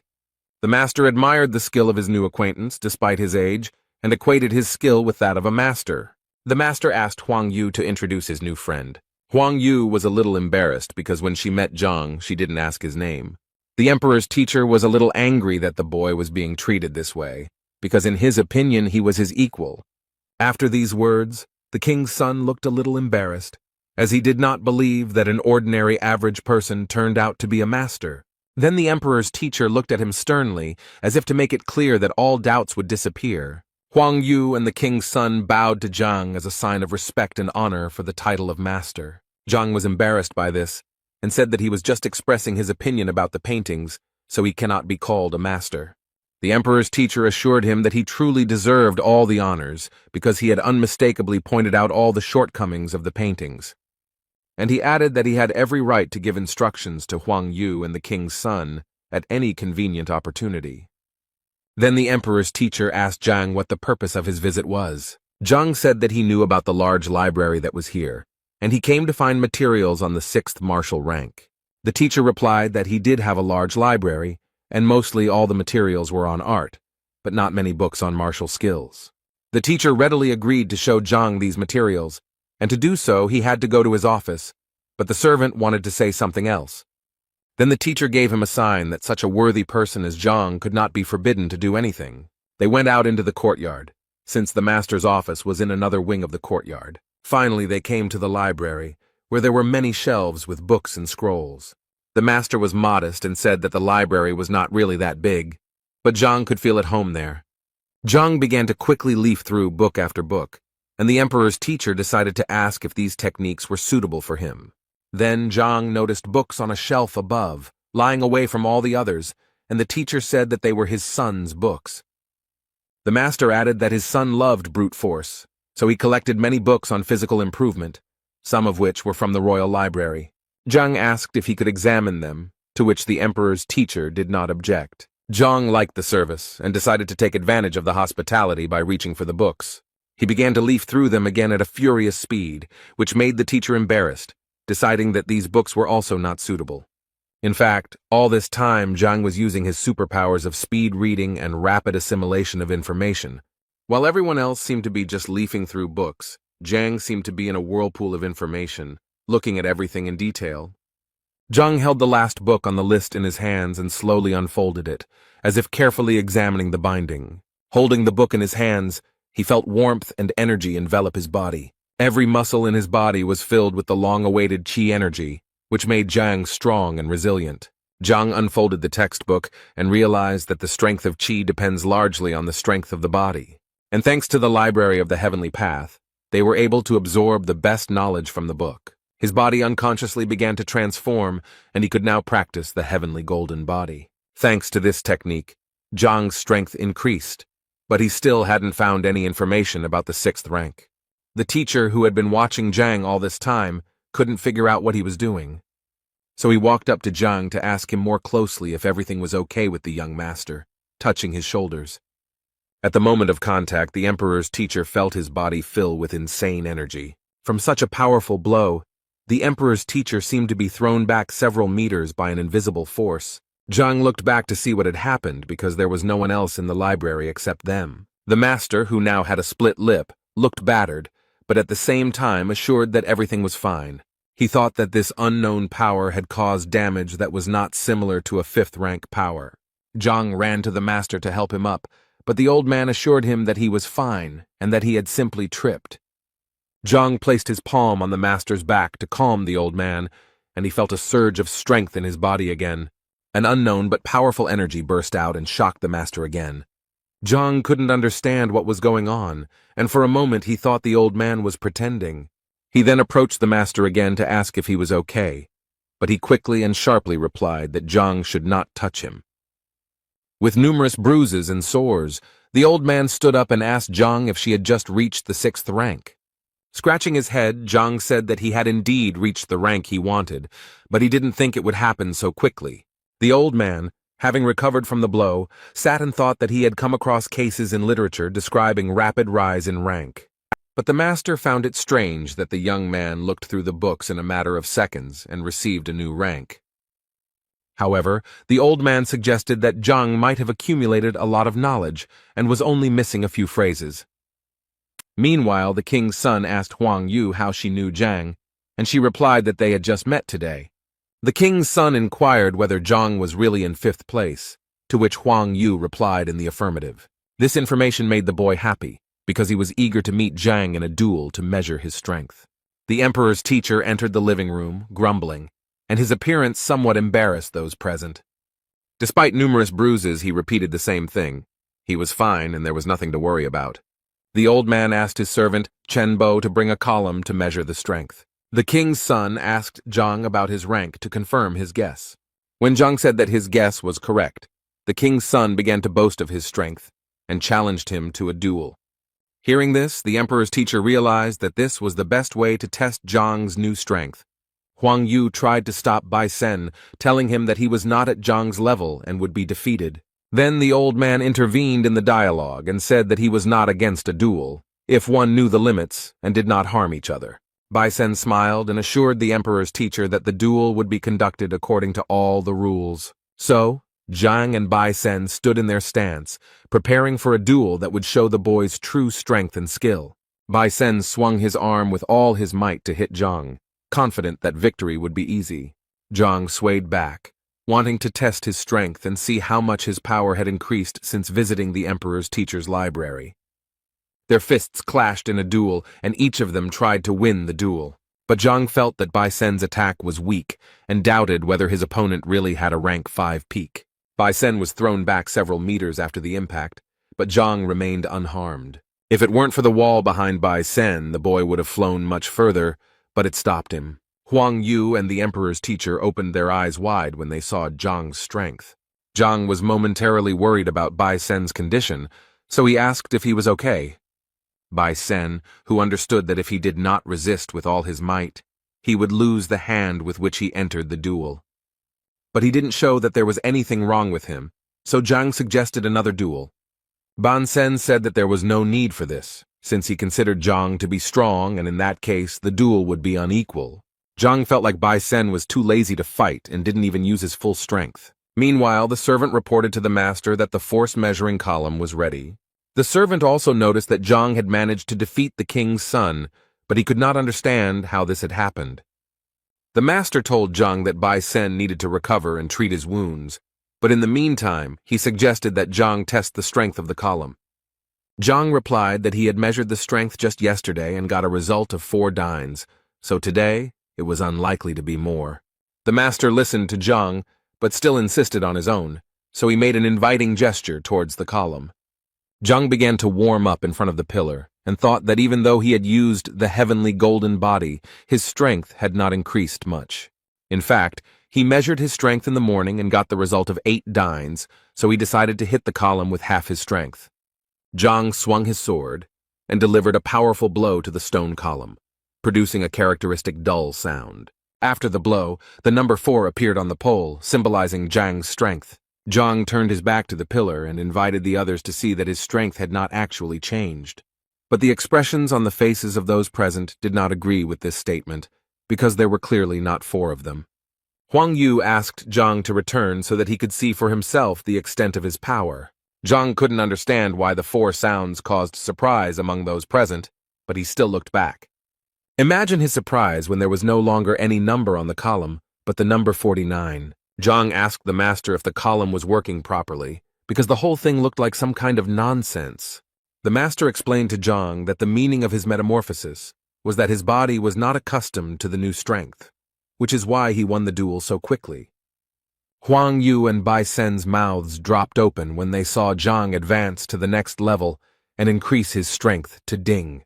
Zhang himself could not understand how this happened, because the transition to the 6th wound means the opening of the chakras, each of which adds 1 ding. Even Master asked Zhang how he managed to open 45 outlets so quickly. Zhang replied that he had not improved his rank, but he had definitely managed to improve his body. The Master asked Zhang what he meant by pumping up the body, and whether Zhang had eaten any fruits before that. Zhang scratched his head, recalling the events of the morning, and replied that he tried some strange fruit at the market.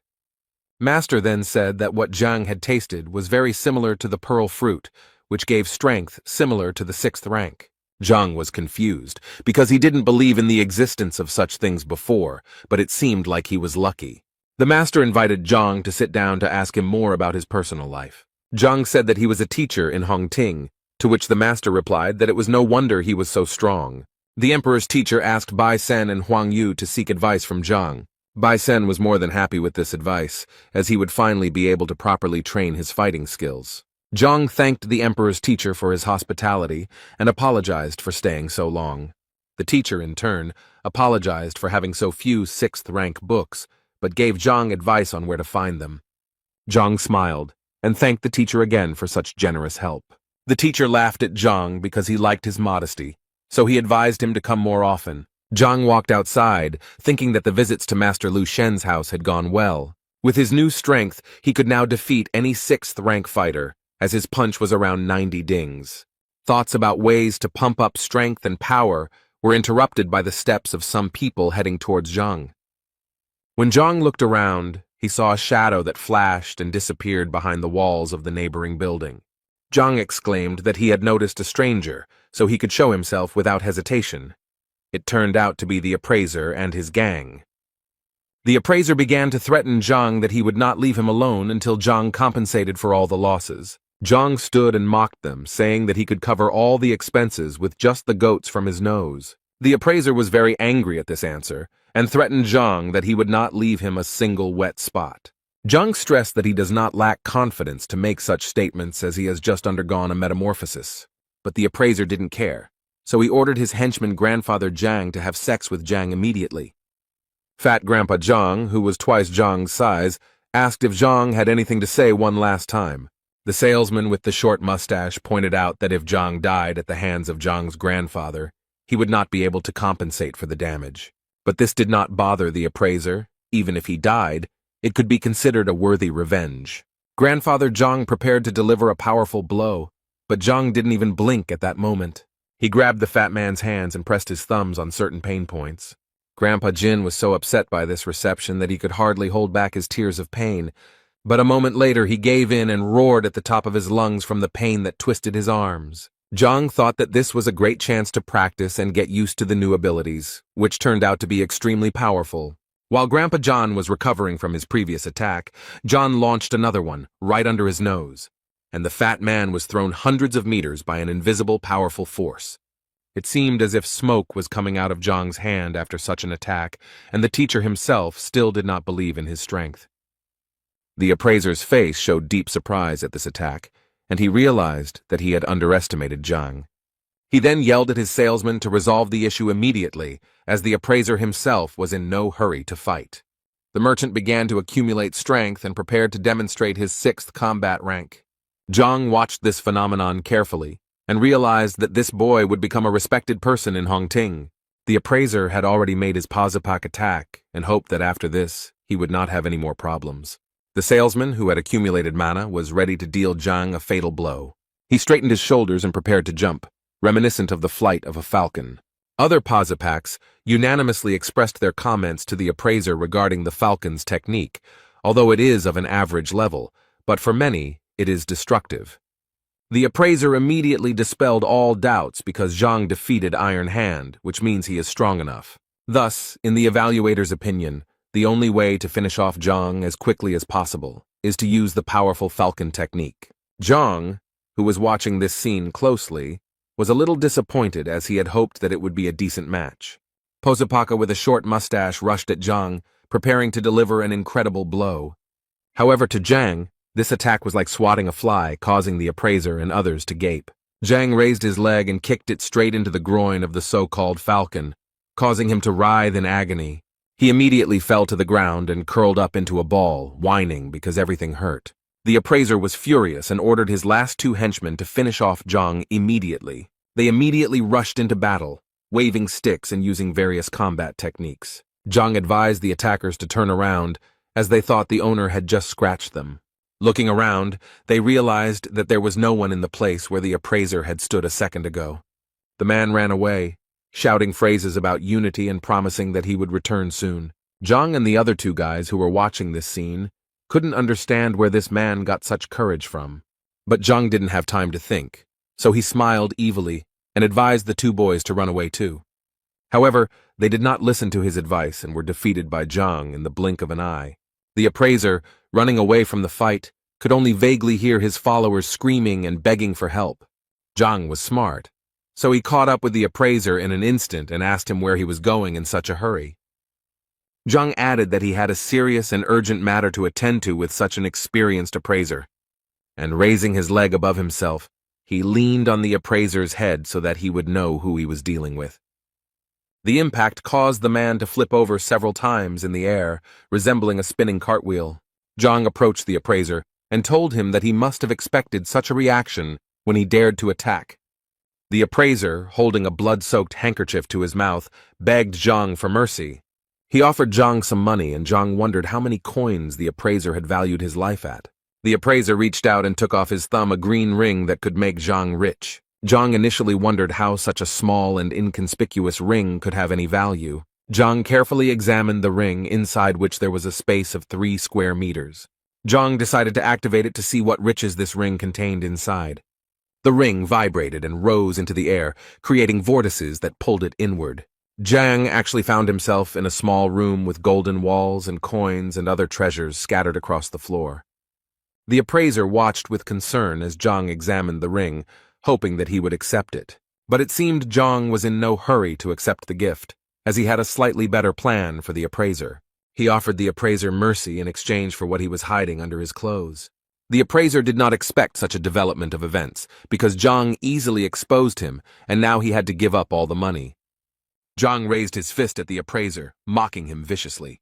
The clothes the appraiser was wearing began to tear into pieces and fly around. Now the appraiser, beaten, sat on the ground completely naked, covered only by a cloak. Zhang held a pile of money in his hands, counted it, and could not believe his eyes that he was now rich.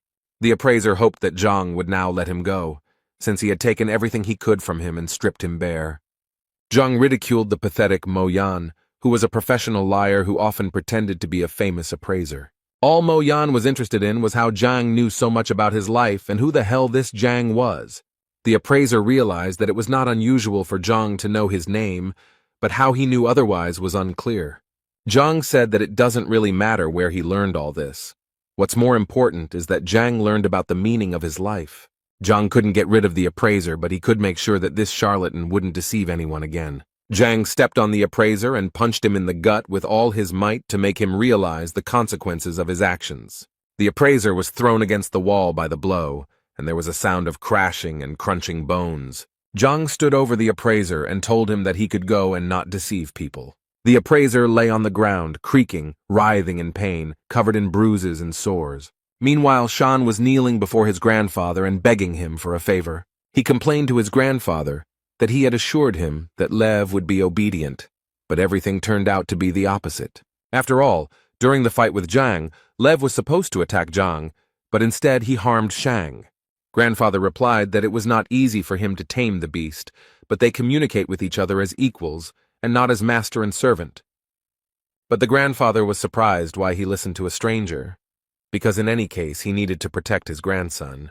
While Shang continued to complain that in Zhang's presence he had become as obedient as a dog, Leo sat proudly and imperturbably. The grandfather smiled at this situation and told his grandson that he would deal with this problem later. But Shang could not calm down and wanted Zhang to be expelled from the academy and banned from being here. The grandfather smiled again and gave his grandson the go-ahead that he should not worry because he would fix everything.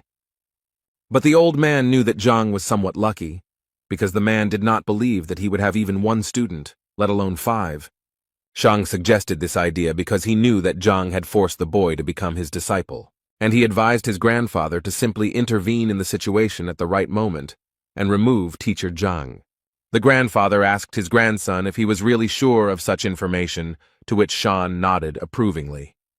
The old man said that in that case he would invite an elder from the Teachers Guild to observe the process. If the elder reveals signs of lying, then there will indeed be an opportunity to remove teacher Zhang. Shan was full of angry and joyful emotions, because very soon Zhang could pay for the way he humiliated Shan. Meanwhile, Zhang was thinking that yesterday he had read about 10 books by Master Lu Shen, but he had not found what he needed. From what Zhang read, he could not form a unified technique, and this upset the teacher. But he decided that everything would get better with time, so he pushed open the door of the academy and walked inside. Opening the door, he saw a group of 5 people happily waiting for Zhang. Zhang couldn't believe his eyes, because for a moment it seemed to him that this was a sweet dream that he didn't want to interrupt. It was Zhang's disciples who smiled at him, knowing that he had finally returned. Zhang found this joy a little suspicious, as if they were completely different people, but he greeted them anyway. After rummaging through his pockets, Zhang called Zhao Yao over and said that she would go first. He gave the girl a wooden box containing a herb that could be used to make a healing tincture. When Zhao opened the box, she saw a stalk of ice sungrass in front of her. And then Zhang took out a stack of thin books that described methods developed taking into account the individual abilities of students. He handed out a book to everyone and wished them success in mastering the sometimes difficult techniques. Each of the students began to read the book, and was surprised that they were hearing about such things for the first time. The enthusiasm knew no bounds, and the accessible methodology was easy to learn, as if the author himself were the teacher. For example, Zhao was surprised by the fact that the previous technique was created by an 8th-rank fighter, but the new one was better than the one she had practiced before. Zhang broke the intrigue and admitted that he wrote these techniques in one evening, but did not have time to come up with a name for them. So Zhang asked the students to come up with names themselves, which was extremely shocking news. The students did not expect that the teacher would give them the opportunity to come up with names for techniques that could later become popular. Zhao was confused by the teacher's generosity, so she asked him again if he had made a mistake in entrusting her with such a serious task. Another student couldn't help but appreciate Zhang's generosity, writing as many as 5 guides and letting students come up with the title. For students, this is truly a celebration, because in the entire history of Hongting, not a single student has had the honor of owning equipment created for him. After such generosity and wisdom of the teacher, the students, of course, did not doubt their patron. So the students decided to thank Zhang for his hard work and incredible generosity. All 5 students knelt down and began chanting words of gratitude in unison, which puzzled Zhang. Zhao, on behalf of all the students, swore that the knowledge Zhang had imparted would not be passed on further, and that those who broke the oath would be punished. Zhang was surprised by such an oath, because the works were created with the help of the library, and it would be good if they did not know about them. Meanwhile, the girl with blonde hair was spinning around the yard, lost in her thoughts. It was Madame Shen, and she looked worried because one question had been bothering her for a long time. And she finally dared to take a bold step and resolutely went forward to meet the answers. As she approached the gate, she met a strange stranger on her way. The man, with a long beard and hair pulled back into a ponytail, looked agitated and worried. Mrs. Shen approached her husband and decided to ask him who he was and what he was doing here. The man turned around, looked at the girl and advised her not to mess with him and to go her own way. Madame Shen did not like such rudeness, and she became suspicious. She had memories and thoughts that this man was sent by Shang Bin to finish off Zhang after the failed duel. Then Mrs. Shen decided to warn the bearded man that harming a teacher in Hongting's territory was a crime. These words made the man even more angry, because just the day before yesterday he was beaten because of a quarrel between 2 teachers over a girl. The man added that the girl's name was Shen Bi, so Shen herself advised the man to leave as soon as possible, otherwise he would get into trouble. Realizing that her teacher Zhang was in danger because of her, Lady Shen rushed into battle. The man, despite all his injuries, was preparing to defend himself, especially since, in his opinion, he would definitely be able to fight back against the girl. Madame Shen launched the first strike with a wide kick, but the man blocked the blow at the last moment. Shan was walking outdoors with his friend and was just curious about how the conversation with his grandfather went. Shan smiled because soon Zhang and his disciple, who had chosen the path against their will, would reveal themselves when they fell under the will detector. The red-haired partner was surprised by this news and added that after Zhang's disappearance, Shenbi would turn his attention to Shan. Shang remembered that awkward evening at the restaurant when Shenbi went to dinner with Zhang. Shan's partner added that he needed to be patient for a little while, and then luck would smile upon Shan in the form of a dinner with Shenbi. Shan laughed at these words, but promised his partner a worthy reward in case of success. Their fascinating dialogue was interrupted by the sounds of a fight that was heard very close to where they were walking, and the red-haired boy was the first to notice it. Shang looked closely and saw that Lady Shen was fighting with Yao Han for reasons unknown to Shang. The red-haired boy guessed that Shenbi knew that Yao Han had defeated Shang, and this guess made Shang turn pale. The boy then continued his theory, and was convinced that there were no other reasons, considering that Shen was always calm. Shan's heart began to beat wildly, as if it was about to burst out of his chest at the thought of Madame Shenbi liking him. Shan was silent for a moment, and did not take his eyes off the epicenter of the fight. This state alarmed his red-haired partner. Then Shang shouted in anger at the top of his voice that he would not allow anyone to harm Shen or make her suffer because of him. The red-haired boy wanted to give Shan advice, but he had already rushed into battle with all his strength. During the battle, Yao Han noticed out of the corner of his eye that Shang was approaching and assumed that he was in cahoots with Shenbi. Shenbi, in turn, assumed that Shang had conspired with Yao Han to deceive her once again. After breaking into the fight, Shang threw Shenbi and Yao Han in different directions, but did not harm anyone. Shenbi, catching her breath, thought about how Shan had acted out a scene where he was in the role of a savior. Yao Han, who was already in a bad mood, now looked even angrier. Shan raised his fist and shouted at Yao Han, how dare he raise his hand and hurt his beloved girl. Yao Han grabbed the monster by the collar and blocked every blow, causing Shan to lose strength. When Shang exhaled, Yao Han beat him beyond recognition. Shang's face resembled a blowfish. The red-haired boy begged Lady Shen to intervene and help Shan, otherwise he would die. Mrs. Shen asked the boy why she should help Shan if it was a well-planned scene. The boy denied everything and said that they were not setting anything up, so Mrs. Shen hesitated a little, but decided to help. Yao Han realized that it was time to surrender because he had been fighting with Lady Shen when he was injured, and now the advantage was not on his side. He threw the battered and disfigured Shan towards Lady Shen and said that he was retreating. But before he left, he swore that he would take full revenge on Shan and Shenbi. While the red-haired boy ran up to Shan, trying to help him somehow, Shen stood motionless, looking after Yao. The red-haired boy was panicking because Shan had not regained consciousness, and Shen thought that the performance was delayed. Suddenly the palace door opened and a disgruntled Zhang came out and asked what was going on.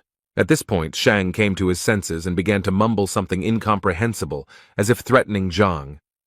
The red-haired partner realized that it was difficult for Shan to speak, so he himself told everything that the will detector awaited Zhang tomorrow. After digging around in his head, Zhang began to remember all the information about the will detector, which finds out the true relationship between a student and a teacher.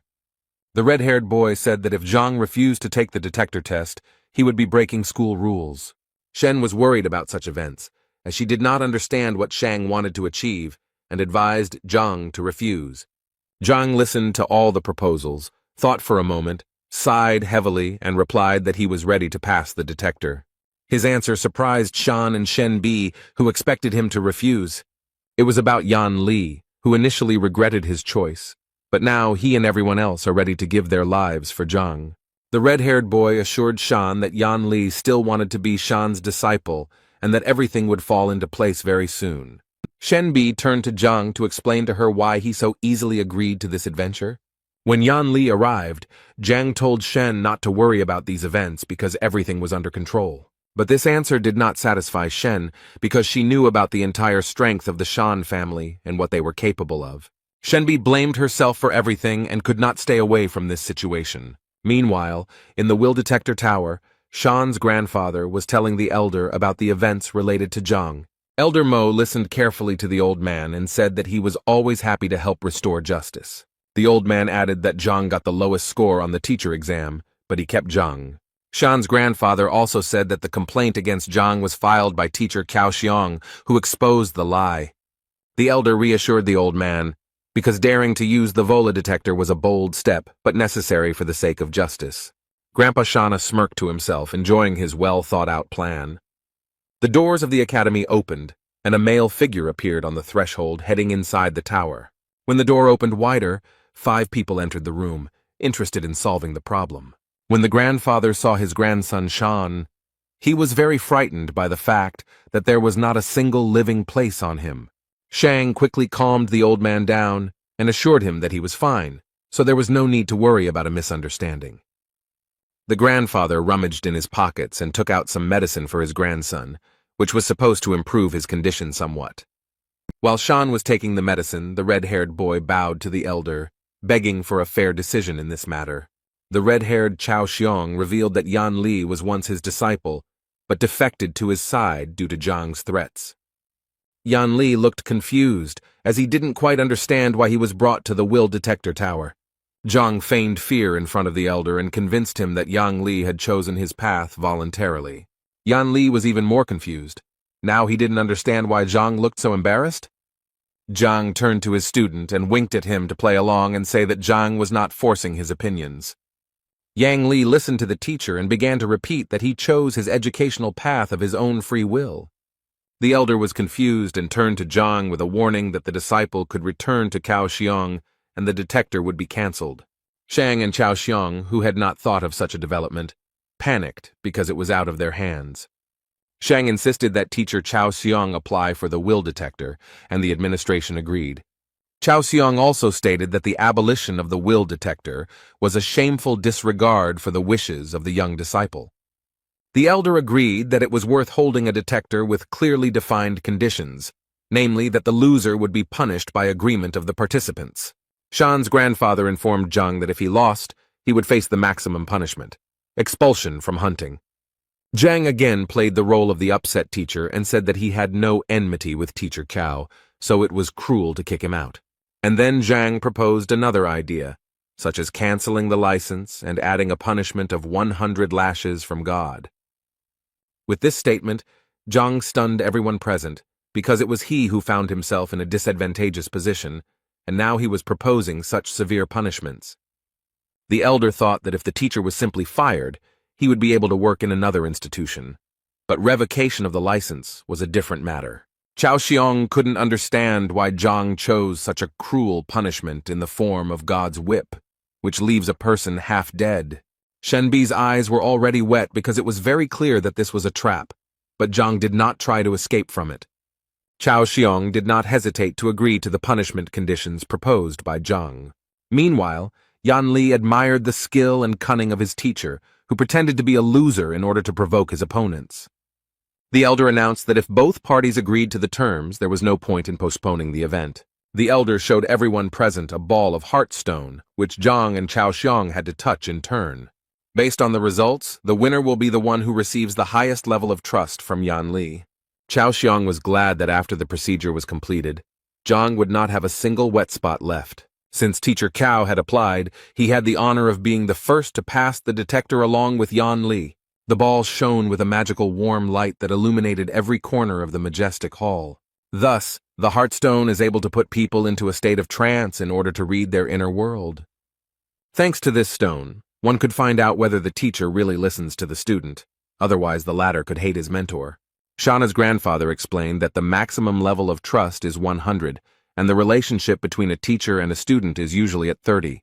Meanwhile, Shen insisted and advised Zhang to leave now and never come back. Shan overheard their conversation and said that it was too late to rush because everything would soon fall into place. Shang was convinced that once the results came in, Zhang would regret being born. But Zhang remained calm all this time and was even amused by Shang's self-confidence. Shang continued to mock Zhang because he believed that the level of trust between Cao and Yang would not be lower than 20. But Zhang, according to Shang, could have scored less than 10 units, and then he would have been ashamed of the entire kingdom. Shen was very irritated by Shang's comments, but she was even more irritated by Zhang's excessive calmness. Shana's grandfather asked the elder how much he thought these two teachers could be trusted. The elder then casually replied that Cao could get a result of 20, but Zhang threatened even a negative value. Shana's grandfather replied that if the result was negative, then in that case, he would immediately insist on revoking his license. Shan squinted his bruised eyes, making them look even more swollen as he saw the results. Chao was looking forward to the results because very soon he would be able to get rid of the annoying Zhang. A column of bright warm light rose from the ball and gave a result of 10 units. Shan did not expect such a result and began to spit at everyone around him out of anger. Chao also did not believe in such a result because it gave the boy a future in Hongting. Zhang and Shenbi mocked Shang, saying that his source of confidence had failed. Elder and grandfather Shan were also stunned by such a low figure, as the predictions were better. Shan's grandfather was furious that Cao had such confidence in the will detector. Chao consoled himself that it didn't matter because he was still the winner as long as Zhang didn't score more points. For Zhang, such statements were pleasant to the ears because, unlike his opponents, he was confident of his success. So Zhang approached Yan Li, thinking that the sooner this performance ended, the sooner the student would return to class. So Zhang and Yang touched the ball at the same time, and in an instant, everyone was blinded by a bright light that was much brighter than Chao's light. Shana's grandfather and the elder opened their mouths because these two had not yet managed to touch the bullet when the result was already visible above the flash. Shenbi, Shang, and Cao were no less surprised, especially Cao, who had just managed to step down from the pedestal. A huge number 64 was displayed above a bright column of light. The detector reading stunned everyone present, as no one expected Zhang's confidence to be so high.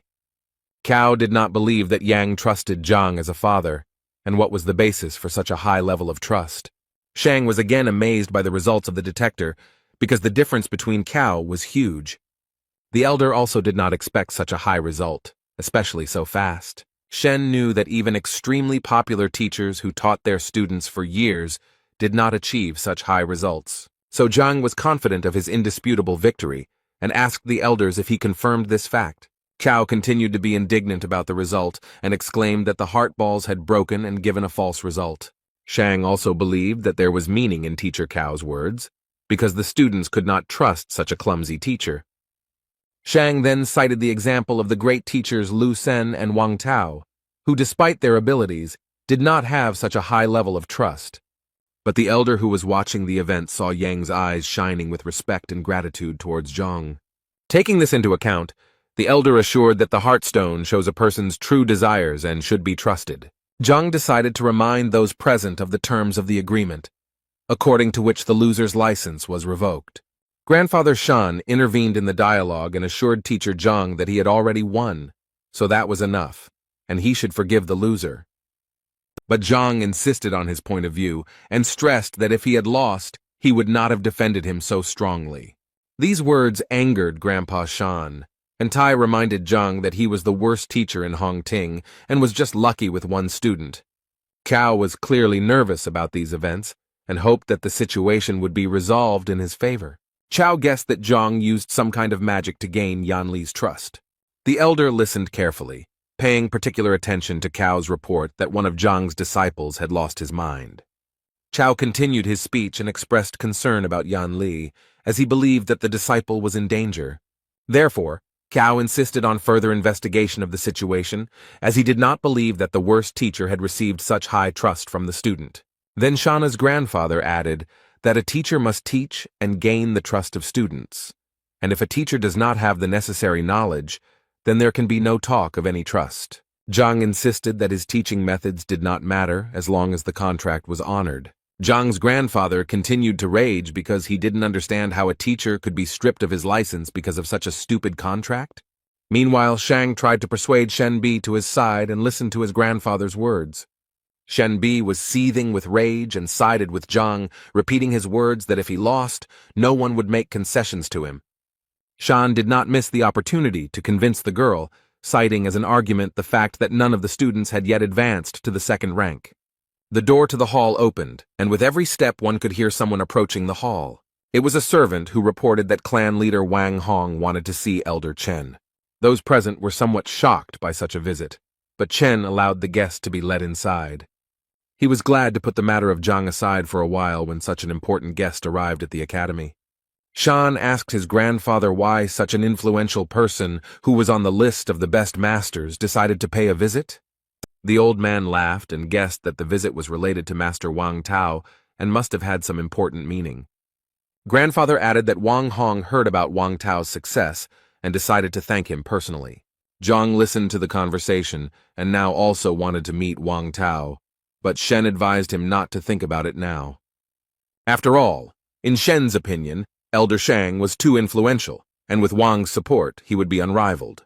Zhang scratched his head and calmly replied that problems should be solved as they arise. This self-confidence made Shen Bi very angry, because she was very worried about Zhang's future life. Licked from head to toe, neatly and elegantly dressed, the head of the Wang Hong clan was already standing at the door and thanking for the hospitality. Shan's grandfather said that if Wang needed anything, he could just send a letter, but a personal visit would be a great honor. Wang shook the old man's hand and told him that he had some urgent business to attend to. Wang said that his daughter Yin was studying with teacher Zhang Huang, and he would like to meet him. Elder Shang then said that it was a happy coincidence that teacher Zhang Huang was right here. Shang and Cao speculated that Zhang had met his end, as it was possible that he had deceived Wang's daughter. Zhang narrowed his eyes and listened to every word of the dialogue, carefully considering what was said. Wang turned and walked towards Zhang, looking quite serious and perhaps a little angry. And a moment later, he dropped to one knee, saluting Zhang and expressing sincere admiration for his skill. Elder Shang opened his mouth wide, thinking that Wang would make claims to Zhang instead of bowing.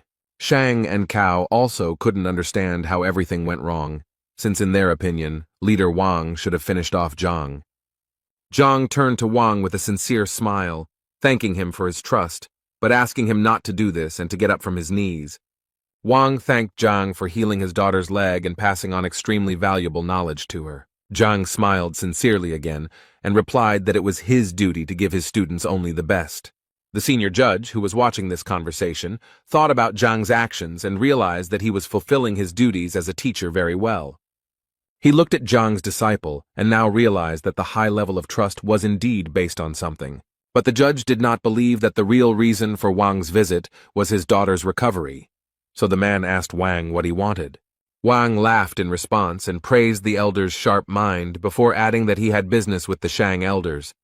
Old Shang immediately joined the conversation and convinced Wang that he would try to do whatever was necessary if he only asked. Wang thanked Old Shang for the son he had taught, and Wang regretted that he had not been able to thank him earlier. Wang wanted to give Old Man Shan a gift, but he refused, as he understood that this could not be done in the presence of Elder Mo. Wang noted Old Man Shan's honesty and integrity and added that he still talked about some changes in his son's practice. Wang told the old man that his son realized that he was not entirely comfortable with Master Shan, causing the latter's eyes to widen.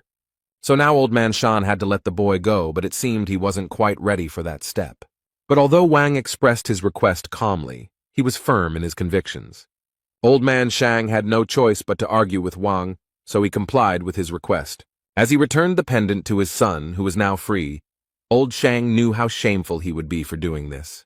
Wang took the pendant from Old Shan, and Tay assured him that it was normal for young people to have difficulty finding suitable teachers. Wang smiled back, then turned to Zhang and asked if he could take his son into his class. This request shocked everyone present in the hall because recently Zhang almost ended up in court, and now one of the best masters is sending his son for training. This request especially hurt the pride of Old Shan, who had lost a student who could have fallen under the care of the worst teacher.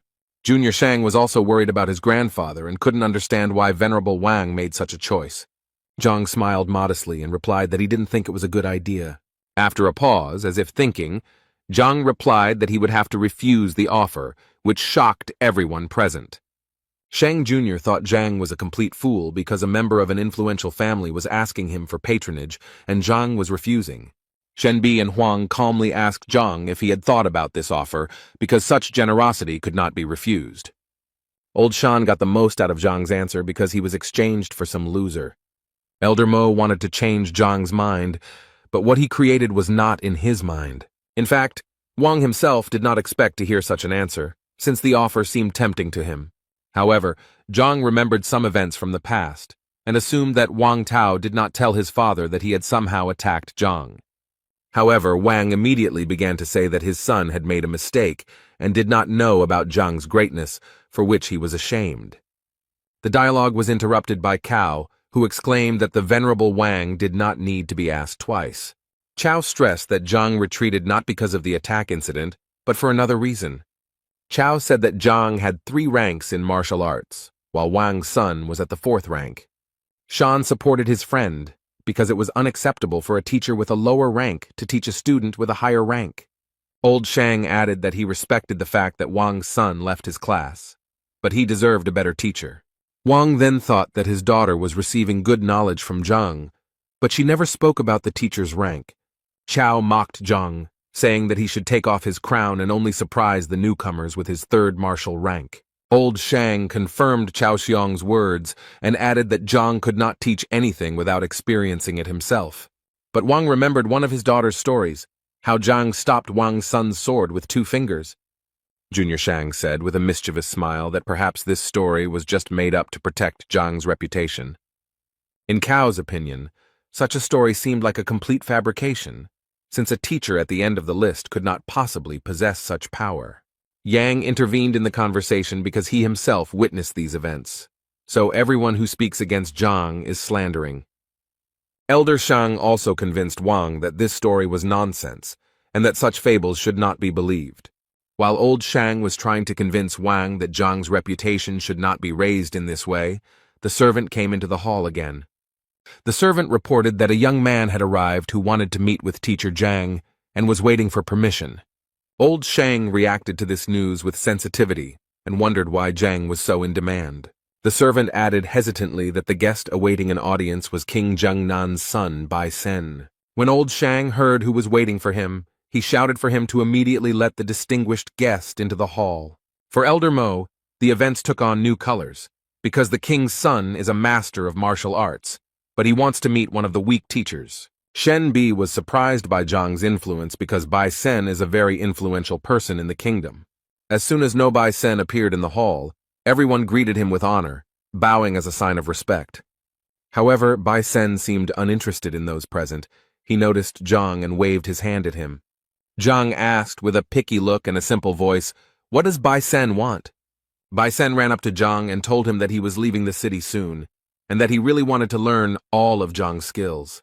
The faces of those present reflected surprise. Why was Bai Sen communicating so well with Zhang?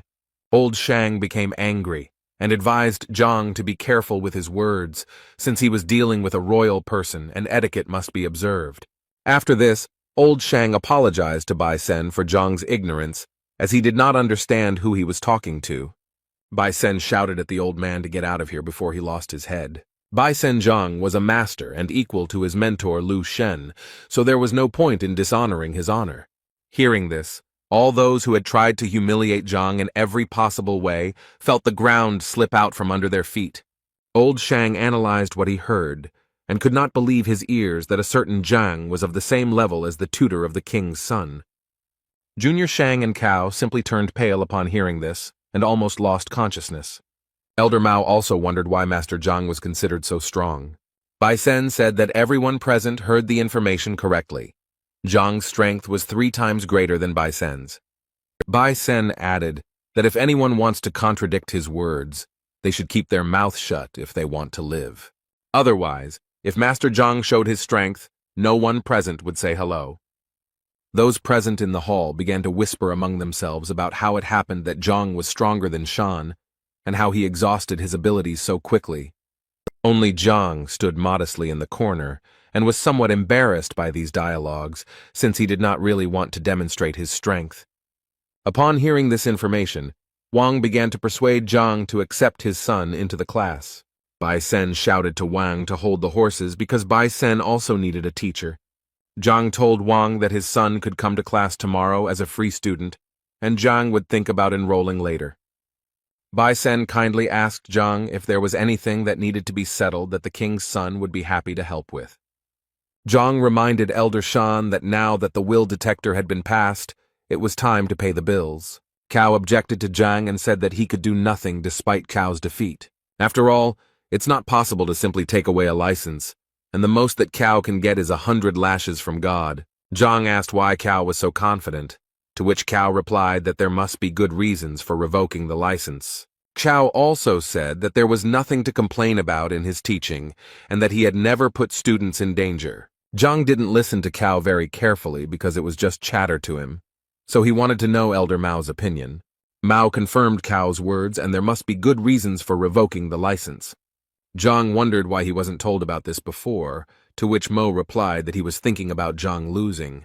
Mao explained that there was only one option for revoking a teacher's license. The Grandmaster or his assistant must confirm the decision to revoke the license and notify the Teachers Guild about it. Zhang listened carefully to what Mao was telling him and tried to put the puzzle together in his head. The first thing that interested Zhang was where to look for these people, and even if they were found, how to attract attention to the dispute. The servant entered the hall again and announced that a girl named Huang Yu had come to the tower and wanted to see Zhang. Bai Sen was very happy to hear that his beloved Huang Yu had also come to the castle. Elder Mao gave the go-ahead and ordered that the girl be immediately admitted into the hall. A few minutes later, a fair-haired woman in an elegant robe appeared at the threshold of the hall and thanked for the hospitality. Huang Yu greeted all the elders and was very happy to see them in full health and well-being. Finally, the girl approached Zhang and greeted the master with a low bow. Bai Sen informed Zhang that Huang Yu had just taken over the position of assistant to the Grand Master that had just been discussed. Old Shan, who was watching all this, had tears in his eyes because he could not believe that Zhang was being protected by the son of the king himself. Chao and the younger Shang were already on the verge of a nervous breakdown due to the fact that Zhang was acquainted with such respected people. Zhang asked Huang Yu if she was really an assistant, to which the girl replied that she was just lucky to meet teacher Liu, who needed help.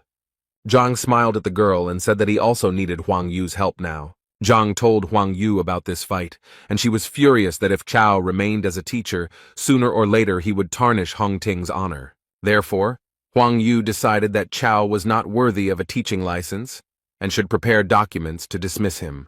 Chao's legs buckled at the sound, and he fell to the floor with a dull thud that echoed throughout the hall. Losing his license meant that he would no longer be treated with respect and would be treated like trash. Cao sat and stared at one spot for a while because he had worked hard to get his license. Cao bit his lip and clenched his fist with all his might, unable to accept the fact that such a shameful outcome awaited him. He rose to his feet and shouted that the Teachers Guild would be interested to know how Zhang drove his students crazy. Zhang responded calmly and assured that it no longer mattered, since Cao should be punished according to the terms of the dispute. Cao didn't know how to respond to such words because all his arguments had simply dried up. Junior Shang began to threaten Zhang that he would not see a peaceful life after he committed such a vile act towards Cao. Old Shang confirmed Chao's words and believed that Zhang's teaching abilities should indeed be questioned. Huang Yu said that if these accusations were true, then the guild needed to check some things. Zhang was a little nervous because he underestimated his opponents, who also know how to use facts to their advantage. Zhang began to think about how he could get out of this situation dry, because now everything was against him. He saw no other way out than to confess everything, and in that case, he would at least be honest. Zhang began his speech, but before he could say a few words, Shen Bi intervened. She said that now everything was clear to her, and teacher Zhang no longer needed to make excuses. Shen reported that Elder Mo had recently asked Zhang some exam questions, to which Zhang had given multiple-choice answers. The king's son reported that Zhang's striking force was 49 dings, which corresponded to the 6th rank. Shen Bi said that such indicators did not match the teacher's test results, so Zhang was framed. Wang entered the dialogue and said that the exams were held behind closed doors by the Education Bureau and were unfair. Shen Bi pointed at Old Man Shang and accused him of falsifying the results of Zhang's abilities. Elder Mao suggested that Zhang did not report this because it might spoil the relationship between the teachers. All those who defended Zhang were convinced that he silently endured all the humiliations, but did not lose the wisdom of the teacher. According to the defense, teacher Zhang suffered for the sake of good relations in the team and bore the burden of ignorance. Old Shang had no time to process the verbal attacks that were flying at him like bullets. Zhang was embarrassed by this situation and only wanted to say that his skills were not fully appreciated. Old Shang took a defensive stance and said that he had no reason to interfere in the affairs of an ordinary teacher. Elder Mao, who had been listening attentively all this time, said that he already had enough evidence to draw conclusions, while Old Man Shang was simply defending his grandson. Sooner or later, Zhang would stand out among the other teachers, and to prevent Zhang from overshadowing Shang's grandson, Old Shang acted preemptively. Old Shang was stunned because he hadn't paid attention to Zhang before, but now he had only turned away from him. Zhang winced, as if he was extremely ashamed of Old Shang's actions in taking advantage of his power. Old Shang tried to say something else to Zhang, but he couldn't make out anything intelligible except curses. He began to strike on the nerves, and it seemed that he was about to suffocate in his own anger. All those who stood up for Zhang no longer believed Old Shan and considered his attack a deception. Little Shang, no matter how much he wanted to spite Zhang, felt broken because now his grandfather was also in danger. Old Shang stood motionless, his eyes closed and his head raised, coming out of his convulsive state. He seemed to be enjoying his condition, and his body was in nirvana after so many trials. Suddenly, enlightenment came to him. He opened his eyes sharply and looked at Zhang. He said that the charge of falsifying exam results could not be refuted in any way. But how would Zhang explain his student's madness? Old Man Shang pointed his finger at Zhang and waited for him to explain after the accusations. Zhang understood that such accusations were serious, and it would be difficult to turn away from them now, although the student's madness was the merit of old Zhang. Then Old Man Shang asked the servant to call Zhao Yanfeng from Master Lu Sen's class into the hall. Everyone held their breath, waiting for the development of events. After all, Lu Sen was the best teacher in Hongting. From his residual memories, Zhang recalled that this young man did not show up in class after the incident. Old Shang continued to argue that Zhao was going to retire after the incident, but Lu Sen came to the rescue in time. Wang thought that if Lu Sen could so quickly restore the strength of a student who was on the verge, then this spoke volumes about the strength of the teacher. The servant who had followed Zhao returned a few minutes later and reported that the young man had arrived. As soon as Zhao stepped into the hall, he immediately bowed deeply to show respect to everyone present. Old Shang immediately asked him a question, pointing his finger at Zhang. Does Zhao recognize him? Zhang watched his student carefully, hoping that he would not say anything that could harm the teacher. It only took Zhao a few seconds to recognize teacher Zhang, who had harmed him in the past. Then old Shang asked the young man if it was true that he had almost lost his mind while studying under Zhang Zhao. Zhao confirmed this information, and old Shang turned to everyone who had so actively defended Zhang, saying, "What a scoundrel." Mao agreed that causing mental harm to a student was a valid reason for firing a teacher. A sad expression appeared on Huang Yu's face because she didn't expect Zhang to be capable of such a thing. Old Shang began to ask Zhang why he was silent and whether he could say anything in his defense. Zhang bowed his head and scratched the back of his neck, saying that he saw no point in saying anything. Old Shang wanted to say that he knew that Zhang would deny everything, but a second later, he realized that Zhang agreed with everything. Zhang threw up his hands and said he saw no point in making excuses. Old Shang continued to say that Zhang was not even ashamed of what he did. Zhang advised the old man to calm down and not repeat the same thing several times. These words made old Shang even more angry, and he said that Zhang had better start worrying about his situation.